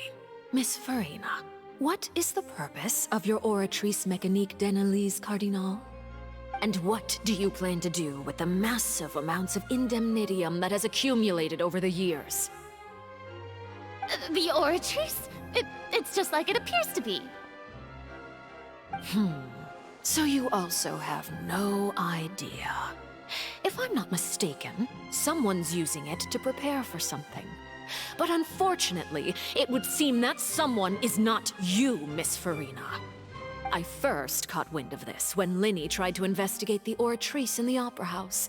You see, even just getting close to the core contaminated him with an extremely large amount of indemnitium. But even if that had nothing to do with you, then what could you possibly be working on, oh great Hydro Archon? Oh, right. I almost forgot. Udex Neuvillette is not at the tea party with us today. Miss Farina, I suppose you must have ordered him away to take care of some troublesome business. Yeah, yes, that's exactly right. Please keep it a secret for me. Of course I will. Although, I must say, Miss Farina, you seem quite insecure without the Udex by your side. Oh, very well. Let's stop that conversation here. There are still a few slices of cake left, so please, help yourselves, everyone. Knave totally controlled the whole conversation and won it. God damn it, Farina. Jesus Christ. These aren't the topics I can speak about. I don't even know what Neuvillette's task was. If I had to guess, he probably went down to deal with the surging primordial sea. Can he really deal with it all by himself? And is Farina being truthful or not? Traveler, I heard that you were recently commissioned to handle a few matters on behalf of the Udex. Why don't you take an extra slice of cake? Those who work hard deserve gratitude and praise. I have a feeling the cake is spiced. You too, Paimon. Thank you. Paimon will take you up on that offer. The Knave proceeds to change the topic and bring up a number of less significant matters while the atmosphere... Oh, Paimon's super full. That cake was great. If it's on my tea table, it must be of the highest quality. Yes, and we must thank the Knave for bringing these over as well. I think I ate mine as well, because I don't see it anymore. If the camera is going to point at the Knave, and her cake will be still there, we're in trouble. So she didn't want to get another slice. And why the hell did Farina get one? You're welcome. I know it's I'm gone. sure the cake also felt greatly honored to be featured at Miss Farina's table. And I was merely catering to Miss Farina's tastes. seeking a chance to chat over tea. So it wasn't spicy. It is getting late. Why don't we call it a day?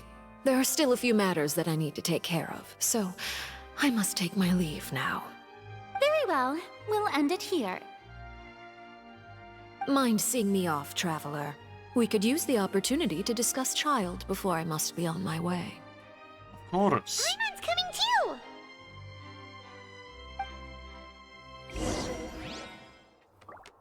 Jesus Christ, Furina. The tea party turned out to be even more difficult than I'd imagined. Why do you think so? Why are you looking at me like that? Is something the matter? If there's nothing urgent, then I shall be retiring for now. God, how much I want to slap your stupid face and see you cry, you stupid Hydra Archon.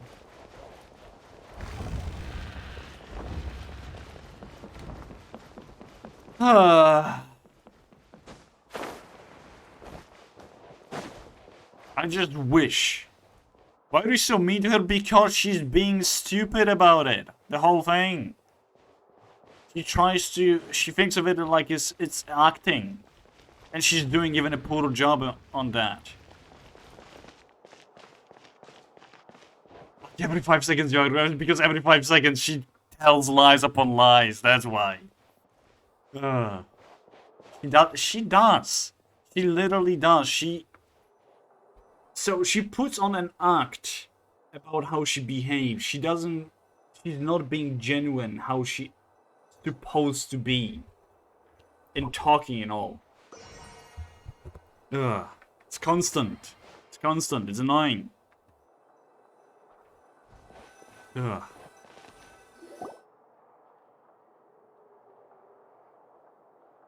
I'm glad that you were willing to come with me.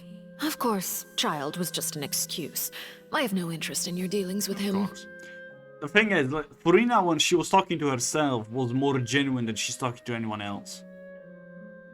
That's my problem with her. That's what Paimon thought! What do you want to say? You lent your aid to the children of the House of the Hearth. As their father, I would like to express my gratitude. I didn't think that's what you wanted to talk about. Do I look like an irresponsible father to you? The House of the Hearth is very important to me. You should know that I care deeply about my children. Was there nothing else you wanted to say? That was all. Formal topics should be discussed in formal settings, and informal topics in informal settings. I know you just returned from the fortress of Meripede. Relax. I have no intention of trying to get anything out of you. Linny, Lynette, and Fremine are still there, and I trust their judgment and abilities. Honestly, as much as I don't like Fatui Harbingers for the work they do, the Knave is a very reasonable one. And she gets things done. And I like it about her. As much as I hate that she's on Snezhnayan's side, it's still.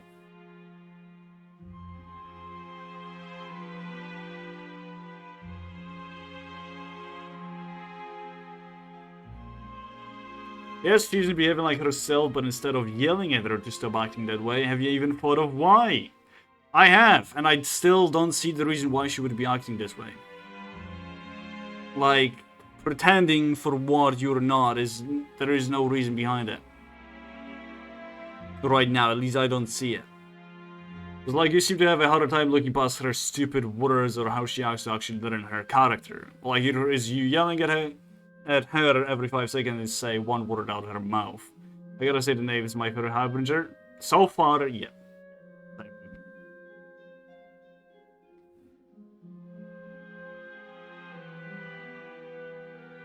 Once we get to know Furina better, maybe then I'll change my thought about her. So far, I don't see the reason why she would behave like that. Like, there is no genuinely good explanation as to why she should behave like that. Like, I'm sorry, even Nuvi is pissed when she does that, so... We've all been working working very hard and have always done all they can to fight back against anyone who tried to stop them. Especially Linny. You mean Wriothesley. He's a tricky one to deal with. It's unfortunate that Linny's so eager to prove himself that he can't learn to rely on others, including me. He's not pissed, and what else is he? Like, the interactions that we so far had, he was either sighing, and I don't know if it was in anger or just disappointment. So he's just slightly annoyed from time to time how you would be with Kuren Mak. Okay, yeah, that's a better description of it. So okay, but like, can you just stop yelling at her so you ruined the immersion? Sorry, I don't like her so far. So if you want to watch it yourself, Mike, with the immersion and all, go do it. This is how I make the content, and I'm just pissed at her, so I'll be commenting whenever there's an emotion, so. By the way, and you can just consider this a bit of idle gossip, but what's your impression of Furina? Or just any thoughts that I have. Well then. You are outside of our disputes, and the freest person in all of Fontaine, able to move around most easily. Allow me to share my perspective with you.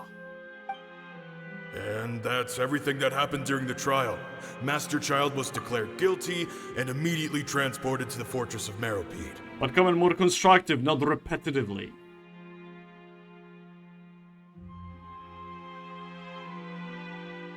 Okay. Then let her stop being repetitive, because so far she is, with her behavior, so. But I get your guys' annoyance. I will limit my annoyance and talk about it, expressing my annoyance with her, if that's what you want, so.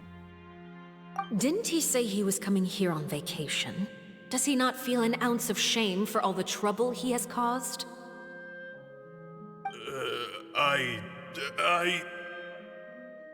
Forget it. He did give us an opportunity. I will be meeting someone shortly. Do you require help with any preparations? No need. I will take care of it myself. I need to meet with Furina, the Hydro Archon. She is at the heart of Fontaine. But what's fascinating about her is that she often seems more like a celebrity than a working Archon. Oh? Come over here, you little critter, you!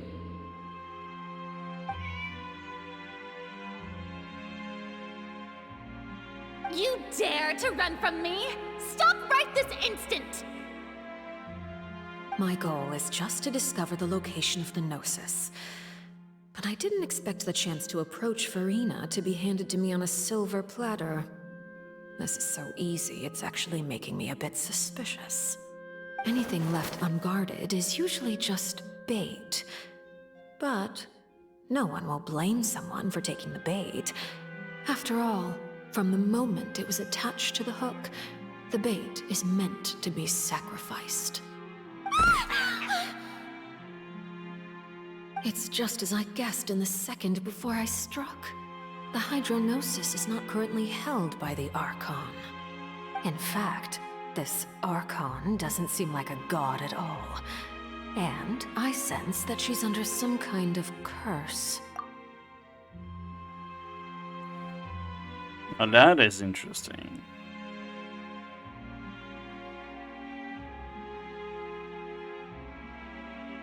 Okay, let's hear more about it. Who are you? And what are you trying to do? Please don't kill me! I'm begging you, please! The fear in her pupils is genuine, so perhaps she's not bait after all. Either way, targeting her has lost all meaning. I left the scene with ease. Nobody came looking for me, and nobody could serve as a witness to my near assassination of Focalor. I suspect even Farina dares not mention this incident to anyone. Not long after, my informants confirmed what I had guessed. After returning to her quarters, Farina quietly cried alone. She was so scared that she could not sleep that night, nor could she even bring herself to eat her cake. There's no doubt that there's something wrong with her. I began to entertain the possibility that she is not the true Hydro Archon. Perhaps Iudex Neuvillette is actually the genuine article. I have to find the Gnosis. If the Neuvillette hypothesis is correct, he is probably in possession of it. Alternatively, it might have been hidden in a place that's hard for ordinary people to access. Yes, Father. My dear children, please speak. News from the fortress of Meripede. Master Child has gone missing. On top of that, the contacts and guards we bribed at the fortress have all gone quiet as well. Probably the handiwork of that Ridesley. I'm afraid so. This is a good opportunity. The value of a Harbinger is much higher than most would imagine. We now have an excuse to exert diplomatic pressure on the Fontaine authorities. Set up a meeting for me. I would like to meet the Hydro Archon and Iudex Neuvillette. Oh, and I have an additional mission for you three. Yes, Father. Tartaglia's disappearance was not a part of my plan, but I can use it to make a breakthrough. With this as my excuse, I can ask for an official audience and continue my investigation of Farina and Iudex Neuvillette. The initiative belongs to the House of the Hearth. My wish to investigate the fortress of Meripede will be a front. Linny and his group will be responsible for the actual intelligence gathering. Okay, so we now know the background of the name, mainly. And her way of work, let's put it that way. On top of what she discovered about Farina. You should know the rest. Linny's group is quite close to you, so they wouldn't have hidden anything from you. You attacked the Hydro Archon? It wouldn't mean anything, even if you shouted it from the rooftops. After all, even Farina herself is still pretending that nothing of that sort ever happened. Alright then. I've now had 2 chances to enjoy tea with Farina. I have to say, the leadership of Fontaine is even more inscrutable than I had imagined. I once surmised that Iudex Neuvillette must be the Hydro Archon, but now, that doesn't seem right to me either. So, Fontaine is godless or archonless region, from what we can tell. At least from what Nave says. Or the Hydro Archon Fossilor is not in the position of power. That could also be a thing. That also explains why Farina was so scared to have a conversation with the Knave and always wanted to have somebody there, like Nuvi, for instance. This whole scene where she was just yelling that, oh, no, I cannot do it alone and stuff. How'd you come to that conclusion? I am a servant of Her Majesty the Tsaritsa. Over my years of service, I've learned how a real Archon conducts and carries themselves. Whether Iudex Neuvillette or Farina, neither fits the bill. It's hard to imagine either of them as the Archon. Of course, that is all just how I feel. Gut feelings often do not require justification. It is, however, quite amusing to me that after all my years working in intelligence gathering, I've come to realize I am at a complete loss regarding the identity of the god of the land of my birth. Don't you think Fontaine is quite intriguing? A catastrophe looms, yet many secrets have yet to rise to the surface. It looks like Fontainians will have no choice but to save themselves. Ultimately, though, one must survive in order to do anything else. Should the need arise, I would be happy to cooperate with you. You don't need to commit to anything right now, of course. I have a feeling that the situation will continue to evolve, and as your name is often connected with noble deeds, I'm sure we will work together someday. I don't know how to feel about that, honestly. Because on the one hand, the knaves... Sabuns. You didn't want to leave him a chance, huh? Well, we have not heard that in a while. Because at one side, Knave is really... How to say?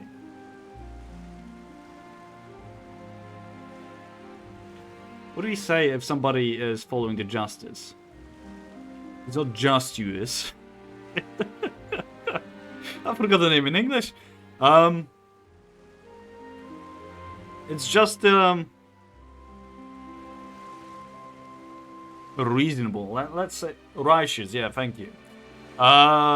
She's being righteous and she is being reasonable when it comes to the whole situation with the Primordial Sea. On the other hand, she's also Photoi Harbinger. So, if, and only if, we're going to put it past that, he was trying to steal the Gnosis, true to save the whole Fontaine, but still, then maybe then I wouldn't mind helping her. Or maybe we could create a certain, like, a contract between us and the Knave that she will no longer go for the Gnosis or help other Harbingers that are actively trying to get Gnosis or something. I don't know. I'm trying to think in the future. Nuvilat? He certainly returned quickly. You must want to catch up with each other, so I'll leave you to him.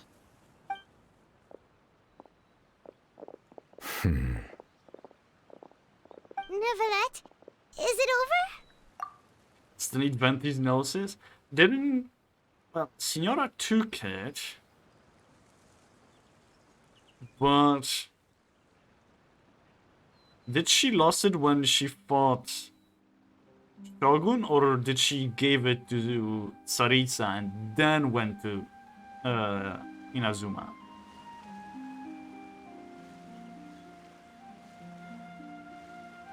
That's the thing that I don't know.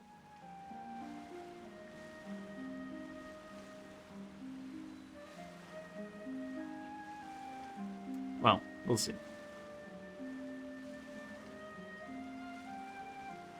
Nuvelat, is it over? Yeah, let's see. For now, yes. But this issue will prove quite thorny in the long term. I'm concerned that sooner or later the prophesized events will occur. Thank you for protecting Farina. May we ask what happened down there? To put it simply, I used my power to force back the Primordial Sea and reseal the sluice gate. As for what happened on our side, you recount the happenings of the tea party to Nuvilat. So as expected, the Knave has turned up the pressure on Farina. She's trying to feel her out, though I'm still unsure as to her motives. She collected Venti and then Morax. I think she gave it to Frost Lady. To Tsaritsa. I'm pretty sure that's what happened. So I'm pretty sure Tsaritsa have both Anemo and Geonosi. The Electro one has not been collected, as far as I'm aware. The Sumeru one, Nahida... Did she give it away? For information, I think she did give it away for information. Now we're in Fontaine. We don't know who has Gnosis so far. Electro was taken? Wait, what? I thought the Miko had it.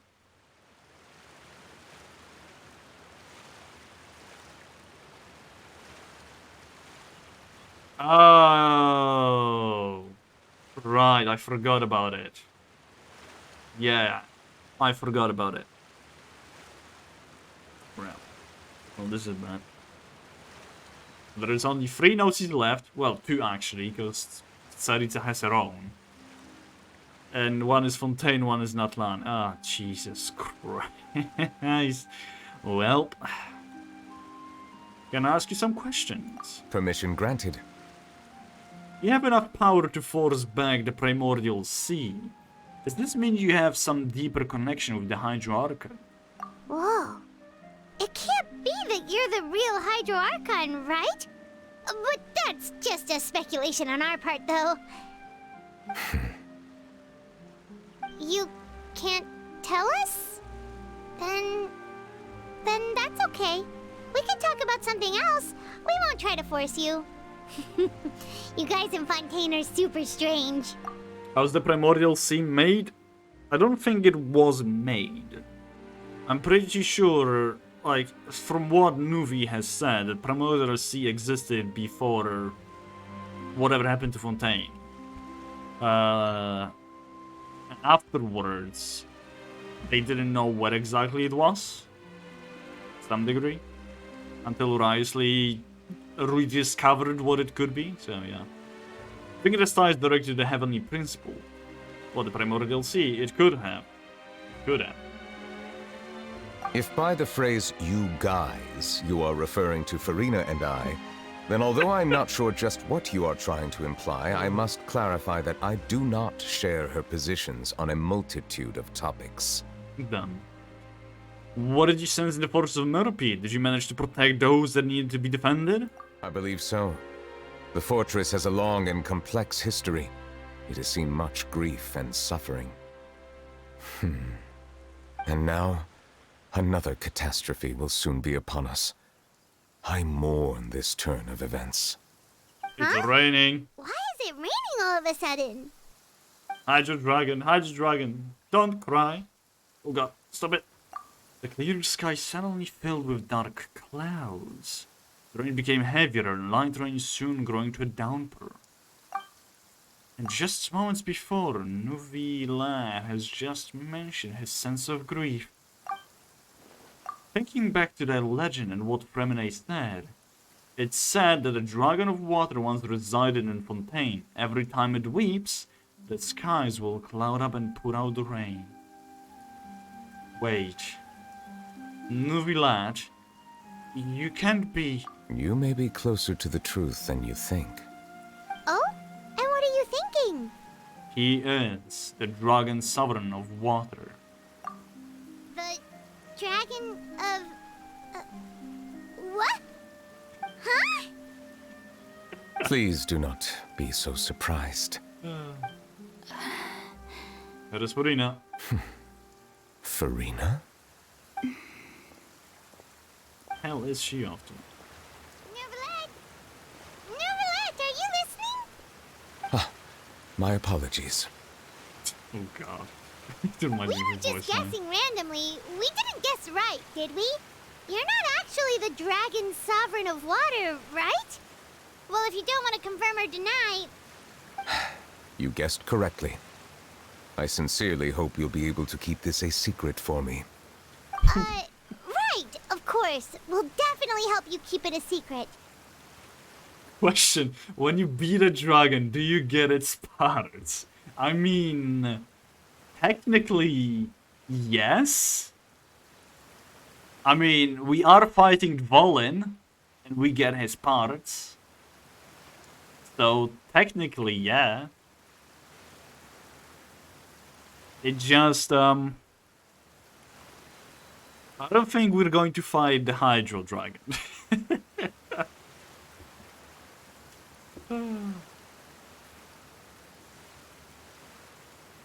There's still something Paimon wants to ask you, though. Please, go ahead.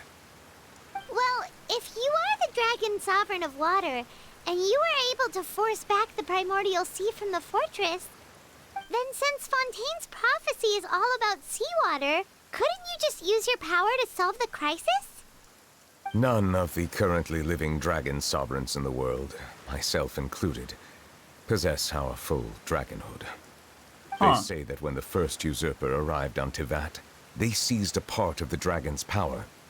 Today, that stolen power is the basis of the Archon's authorities.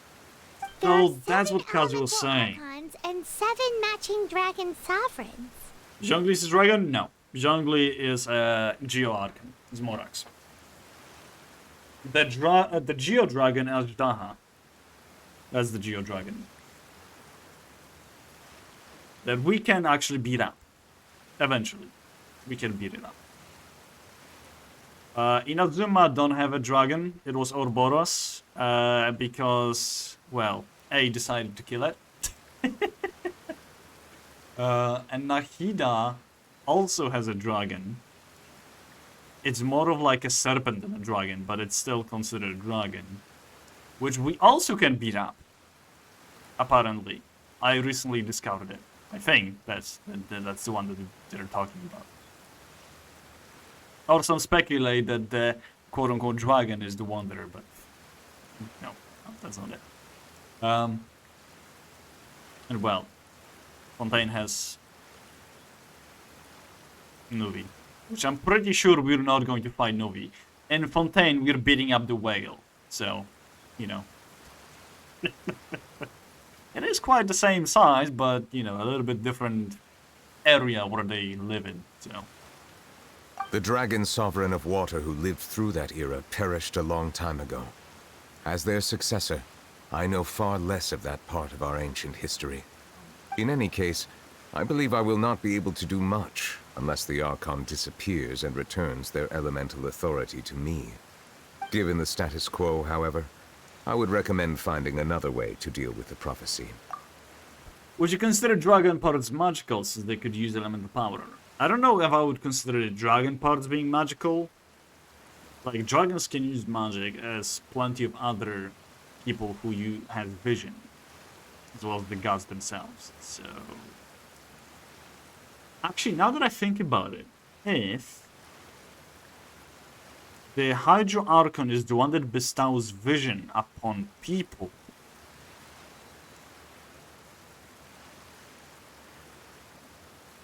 If there is no Hydro Archon, then what happens to those people who get the visions? Like, where do they come from? Is it because Furina is, as Nave said, possibly cursed? So she has this sort of quote-unquote power of Focalor? But she's not exactly Focalor? Could that be the reason?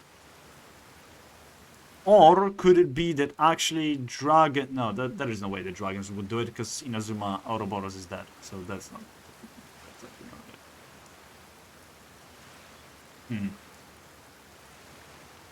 It's quite interesting.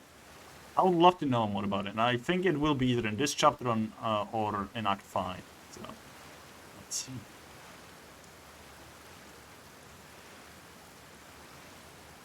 Oh, so even you can't solve it. I still have some urgent matters to attend to at my office. If you have any more questions regarding ancient history, you are welcome to discuss them with me at a later time. Please go right ahead. There's a place that Paimon wants to go too. Traveler, why don't we pay another visit to the Fortress of Meripede? Paimon is a little worried. Sure. See you later, noble lad. We'll see you another time. Take care. Was it the end of the act? No, it was not. Jesus Christ, this is a long one. I expected it to be done by it, but I guess not. Visions don't come directly from Archons. It was already an issue with Raiden. I think Raiden even says something in her voiceless about it. Well, that's the thing. Because I had this talk already with part of the chat already. And we went through the wiki and it sort of explains it, sort of not. About the visions and about it. So... I don't know. I still believe from what the wiki said. Let me actually quickly look it up. Quickly bring it up. Okay, this is quiet music from Fontaine. Let me just quickly find it. It was... I think it was Visions. Fontaine and Vicky. I don't know, I couldn't think of the name of the king. Let me just quickly do one more thing. Quiet Genshin, there we go. Lovely. There it is. Visions are items which allow the users to directly channel the power of one of the 7 elements. They are bestowed by Celestia and the 7 Archons to Allogenes, people on Tevat with particularly powerful desires who have the potential to ascend to Celestia and become gods themselves. So that's the thing. That I'm not exactly sure as to who is the main one who bestows those visions. Perhaps some of them are being bestowed by the Archons, and some of them are by Celestia. Saying from what is being said here. They're bestowed by Celestia and the 7 Archons to Allogenes, people on Tevat with particularly powerful desires.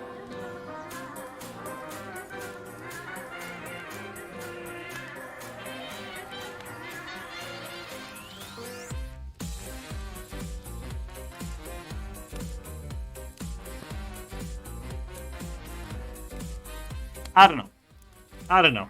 No idea. I still believe it's like both well, now that I read it again, it's both Archons and Celestia that do it. But Celestia, isn't Celestia a place? Yeah, Celestia is a mysterious location that very few people understand. Oh well. Maybe they're talking about like Celestia and whoever is in this Celestia can bestow. I don't know. I understand that part of it is Archons, at least from what is being said. So. Oh well. Regardless, let's not have a dispute about that since none of us know about it. TLDR to learn to say for sure. Exactly. Precisely. Right. So what we're going to do is I'm going to sing Padaru. Second thing is we're going to finish for today. I wish we were able to finish the Archon quest, the Act 4, but it seems to be very long. So tomorrow we will finish up the Act 4 and start Act 5, meaning that on Saturday, hopefully I won't be tired, we will finish up with the Act 5. But I'm not saying for sure. But yeah. First we're doing the Padaru, and then we're doing the last thing of the Genshin, which is the character story. So yeah. Watch this part be the last in Act 4? It could be. it sure enough could be. But yeah. Ashire sorio, kaze no yoni, tsukimi hara wo, padoru padoru. Right. Okay, let's leave that aside. Get the Genshin up and running again. And let's see who do we have available right now. I'm pretty sure... Oh wait, no. Did I accidentally put her as out of 5 or 6? Put her at 5. It's supposed to be 6, not 5. I need to put her back in. I need to remember to... You know what? Give me a second. Let me just quickly go to Serenity Bot. And put her back in. Because we're like so happy to see, yay, another person to be 5, and no, that's it has to be 6 and 5. So let me just quickly do that. Not it. I'm forgetting the buttons. Right. Come on, Navia, you'll have to wait a little bit longer than that. Where is that? There she is. Voila. Go back.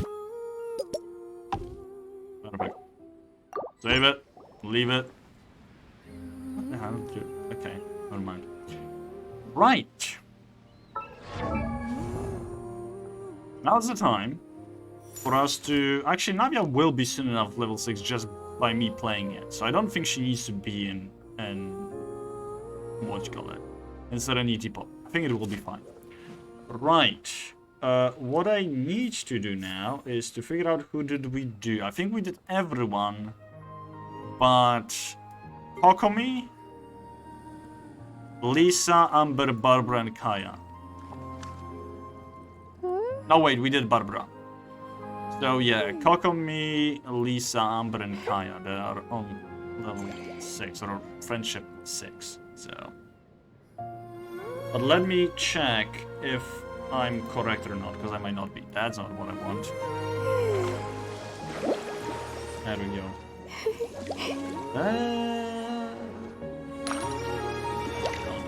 I do love Spina di Rosula's logo. It was designed by my mother. Have you noticed how it's shaped like a heart? Document. It was in documents.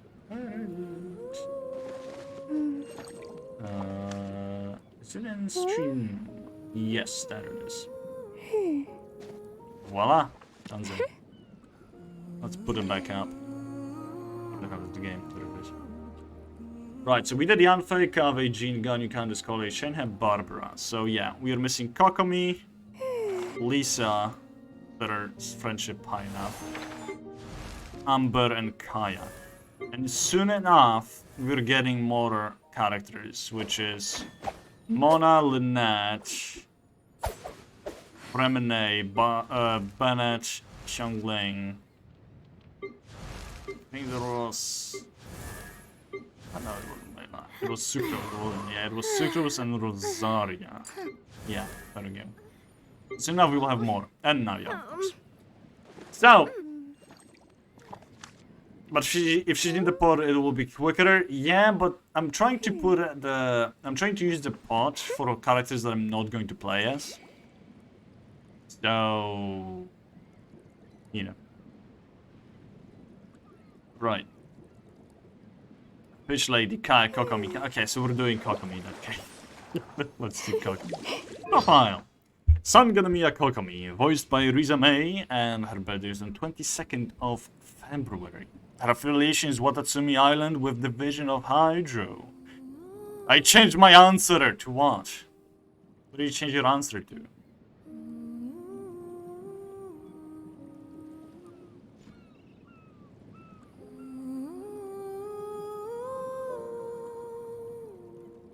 What Mac put? Didn't Mac put Kokomi? Put Kayak, yes. Isn't it Kokomi? Isn't that what she means?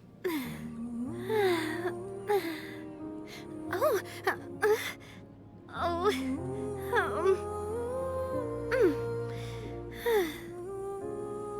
You mean, God, for fuck's sake.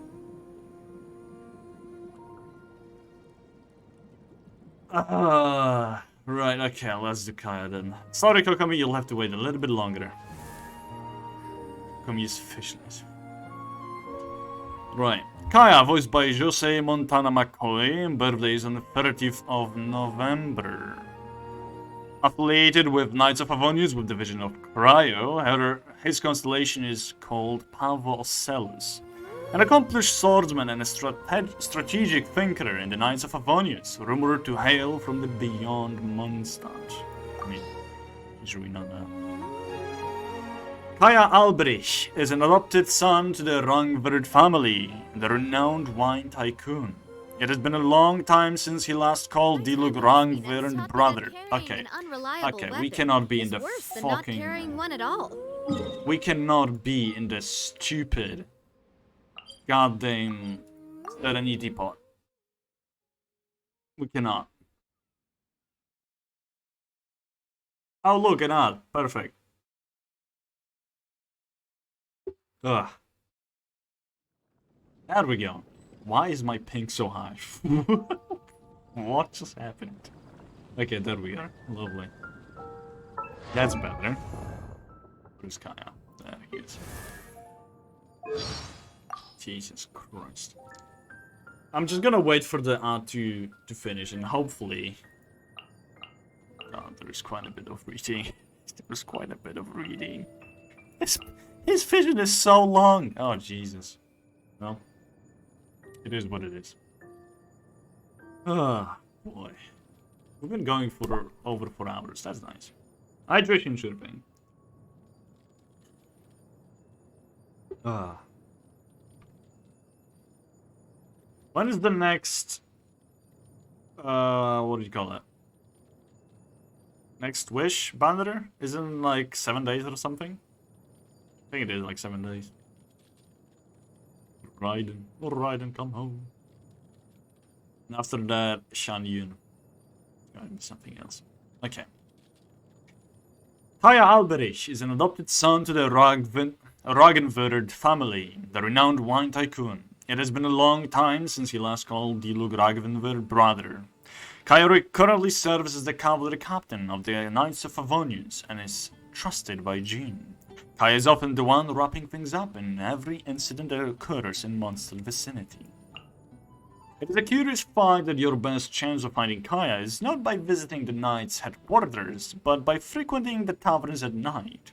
Kaya is often found sitting at a bar gossiping with the city folk and sipping the famed Mondstadt beverage Death Afternoon.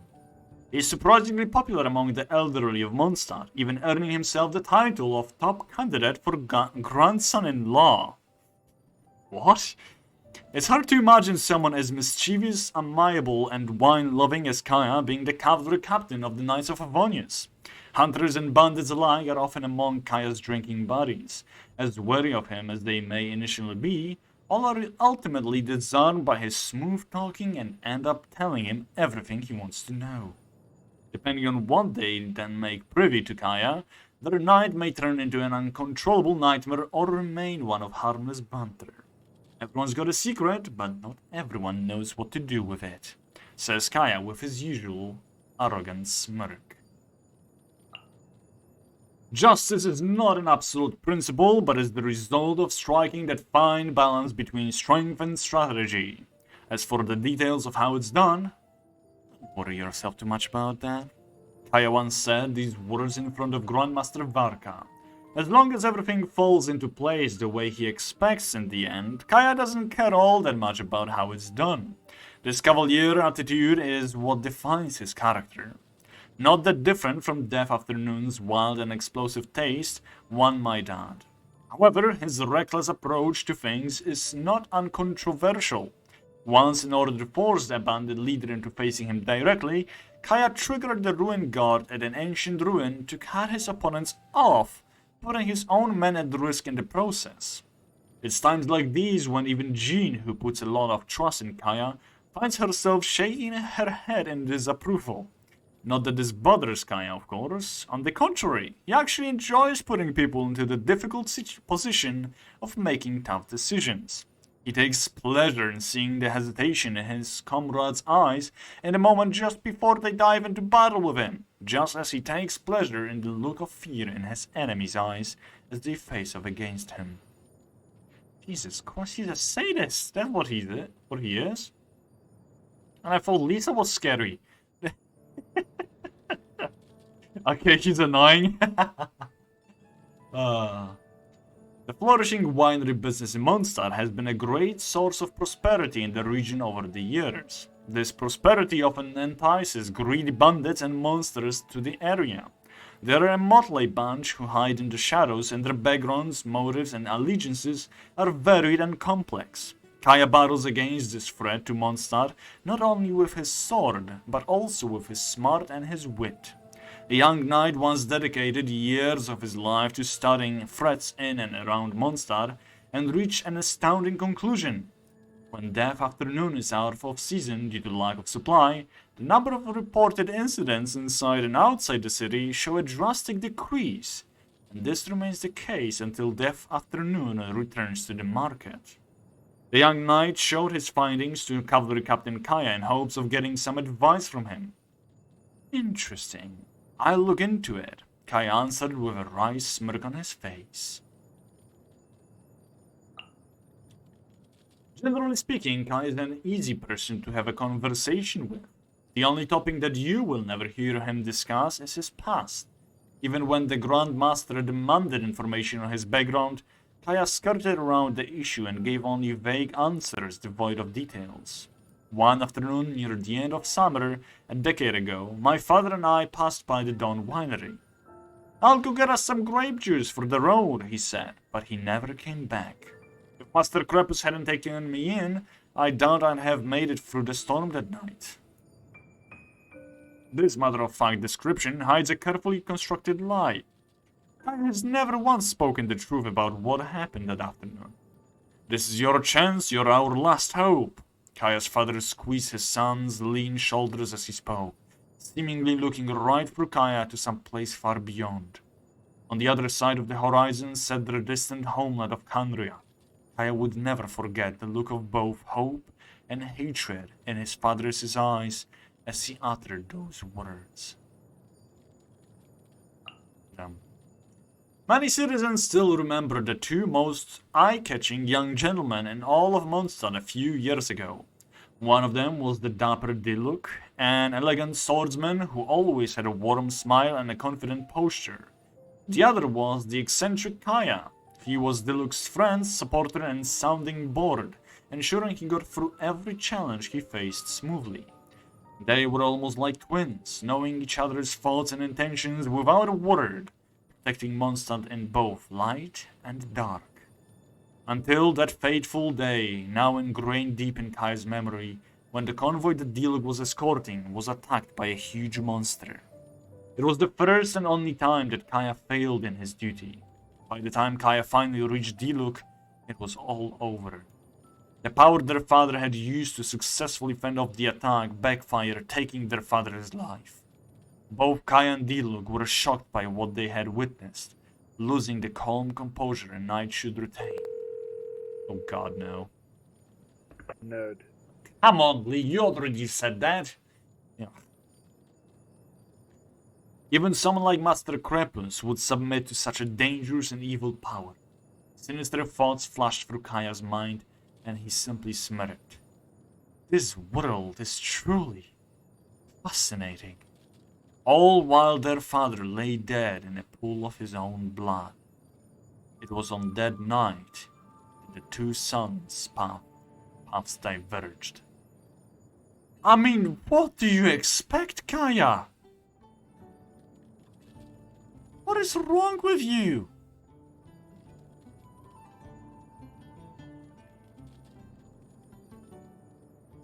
Jesus. I disliked Kaya. I dislike him a little bit more now, knowing more about his backstory. Like, maybe that was his... Maybe he was what is it called?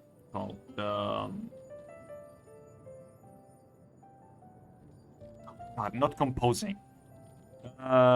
Jesus Christ. English, why did you forsake me? Comforting or coping mechanism. Thank you, Mag, yeah. His coping mechanism with loss of his, well, I guess adoptive father. But still. Damn. A list. Between the pages of the Adventurers of Angelos, you find a list of names written on a sheet of official Knights of Avonius letterhead paper. It meticulously records the details of bandits in the city and further afield, as well as mercenaries and mid to senior level treasure hoarder members, listing for each entry a name, position, area of activity, and personal profile. A dozen or so names are circled with a note in the margin, saying otherwise things would get too boring. When questioned about it, Kai's response is, I suppose I must have gotten drunk and started scribbling nonsense. Your gut feeling is that Kaya purposely let you see this list, but you have no way of proving it. You was scarred twice, I guess. But still, jeez. Okay, now time for the vision. I really would love to know how he got his vision. It was raining heavily in Mondstadt on the night that Kaya Alberich received his vision. Earlier that day, Krepus Ragvendr had wielded the power of delusion, only to become its victim when it backfired. Oh. Wow. So basically, Fatui had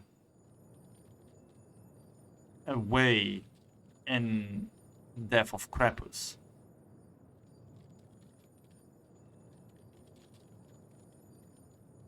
Huh. That explains quite a bit. Okay. To set his father free from the unbearable agony, Diluc Rangvidr took his life. Kaya was Diluc's brother by adoption and was always by his side. But on this occasion, Kaya did not partake in the final moments shared between father and son. This torrential rain that set in on Mondstadt that night seemed to be a sign of the heavens' grief at the passing of Master Krepus. There was a side to Kaya that he kept hidden from the world. In truth, he was an agent of Khaenri'ah, placed in Mondstadt to serve their interest. His father had abandoned him in this strange and unknown land to fulfill this mission. And it was Master Krepus and the city of Mondstadt that had welcomed him with open arms when they found him. If Khaenri'ah and Mondstadt went to war, which side should he support? To whom should he offer his assistance? His better father, who had ruthlessly abandoned him, or his adoptive father, who had loved him and raised him? For the longest time, Kaya had agonized over these impossible questions, caught between the opposing demands of loyalty and duty, faced with an impossible choice between truth and happiness. But now, Krepus's death upset this delicate balance.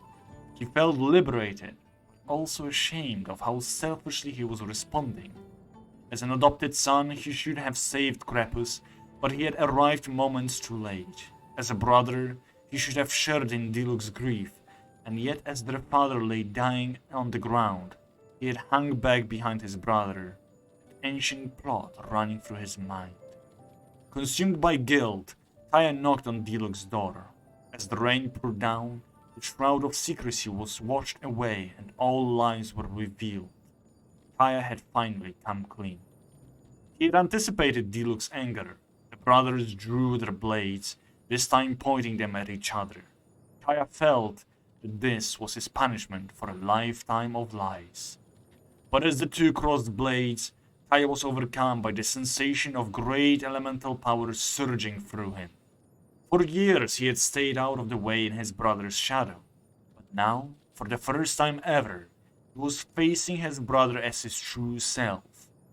Bitterly cold and brittle elemental energy burst forth from the tip of his sword to meet Diluc's searing flames head-on. The clash of crimson fire and azure eyes created a sudden swirl of wind that stunned them both. This was the grim moment at which Kaya's vision appeared. Since that day, Kaya and Diluc have gone their separate ways. But he never discussed it, just as he never discusses the origin of his vision. Though it is a reminder of a hard-fought battle and the price that he earned in exchange for revealing the unadulterated truth, Kaya sees it as a stern reminder that he must live the rest of his life under the heavy burden of lies.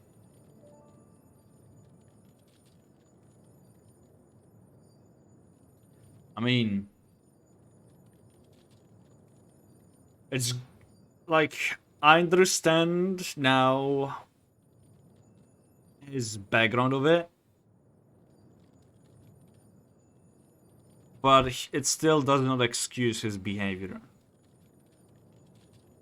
to some degree.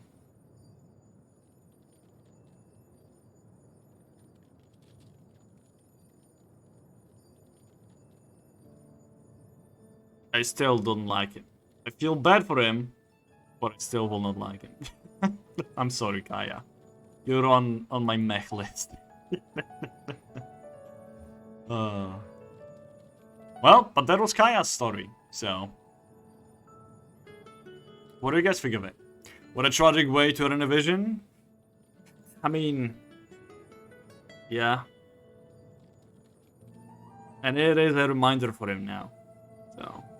Actually, I never realized, but where does he hold his vision on this outfit? Oh, it's there. Can you stop moving, Kaya, please? What is it on the other one? Oh, it's on the side. Yeah, okay. Interesting. Gotcha. Well, I think we can say that this was it, guys. Huh. Well, we only now have 3 other people I currently have at level at least 6. You got your baited. You got your baited. Baited. Baited.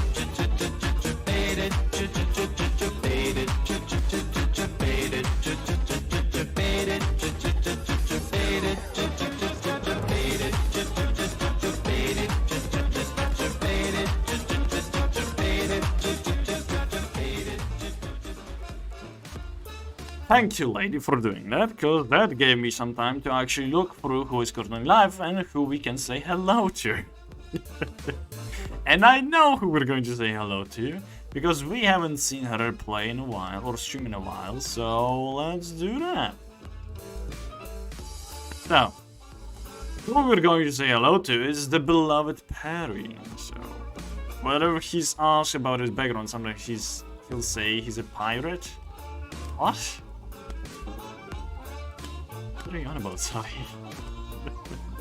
Okay, regardless, thank you all so much for joining me on this grand adventure. It was definitely something else, and hydration, obviously. It was definitely an enjoyable stream for me. I hope it was enjoyable for you as well. And we'll see each other tomorrow, where we will continue playing Genshin Impact, and we will continue the arc and story quest of Fontaine. Once that's done, be it tomorrow or Saturday, what will happen is either I will focus on doing world and side quests of Fontaine, or I'll do the story quest of characters, because they have quite a bit of history and more story towards what is happening, which I'm pretty sure it will be very much enjoyable to watch and quite interesting. Or I'll switch between those two, unless the whole Twitch event thing will end, but then there will be another version soon enough, so either way. So, let's go say hello to Perry. She's been streaming for quite a while now, but I'm pretty sure she's not going to end anytime soon, so... Copy the raid call, as lady already have posted them. If you don't have emotes, use the second one. Like I said, we'll see each other tomorrow. And I hope you guys will have a wonderful rest of your evening, rest of your day. Have a good time, everyone. Love you all. Bye-byes. Range around and see ya.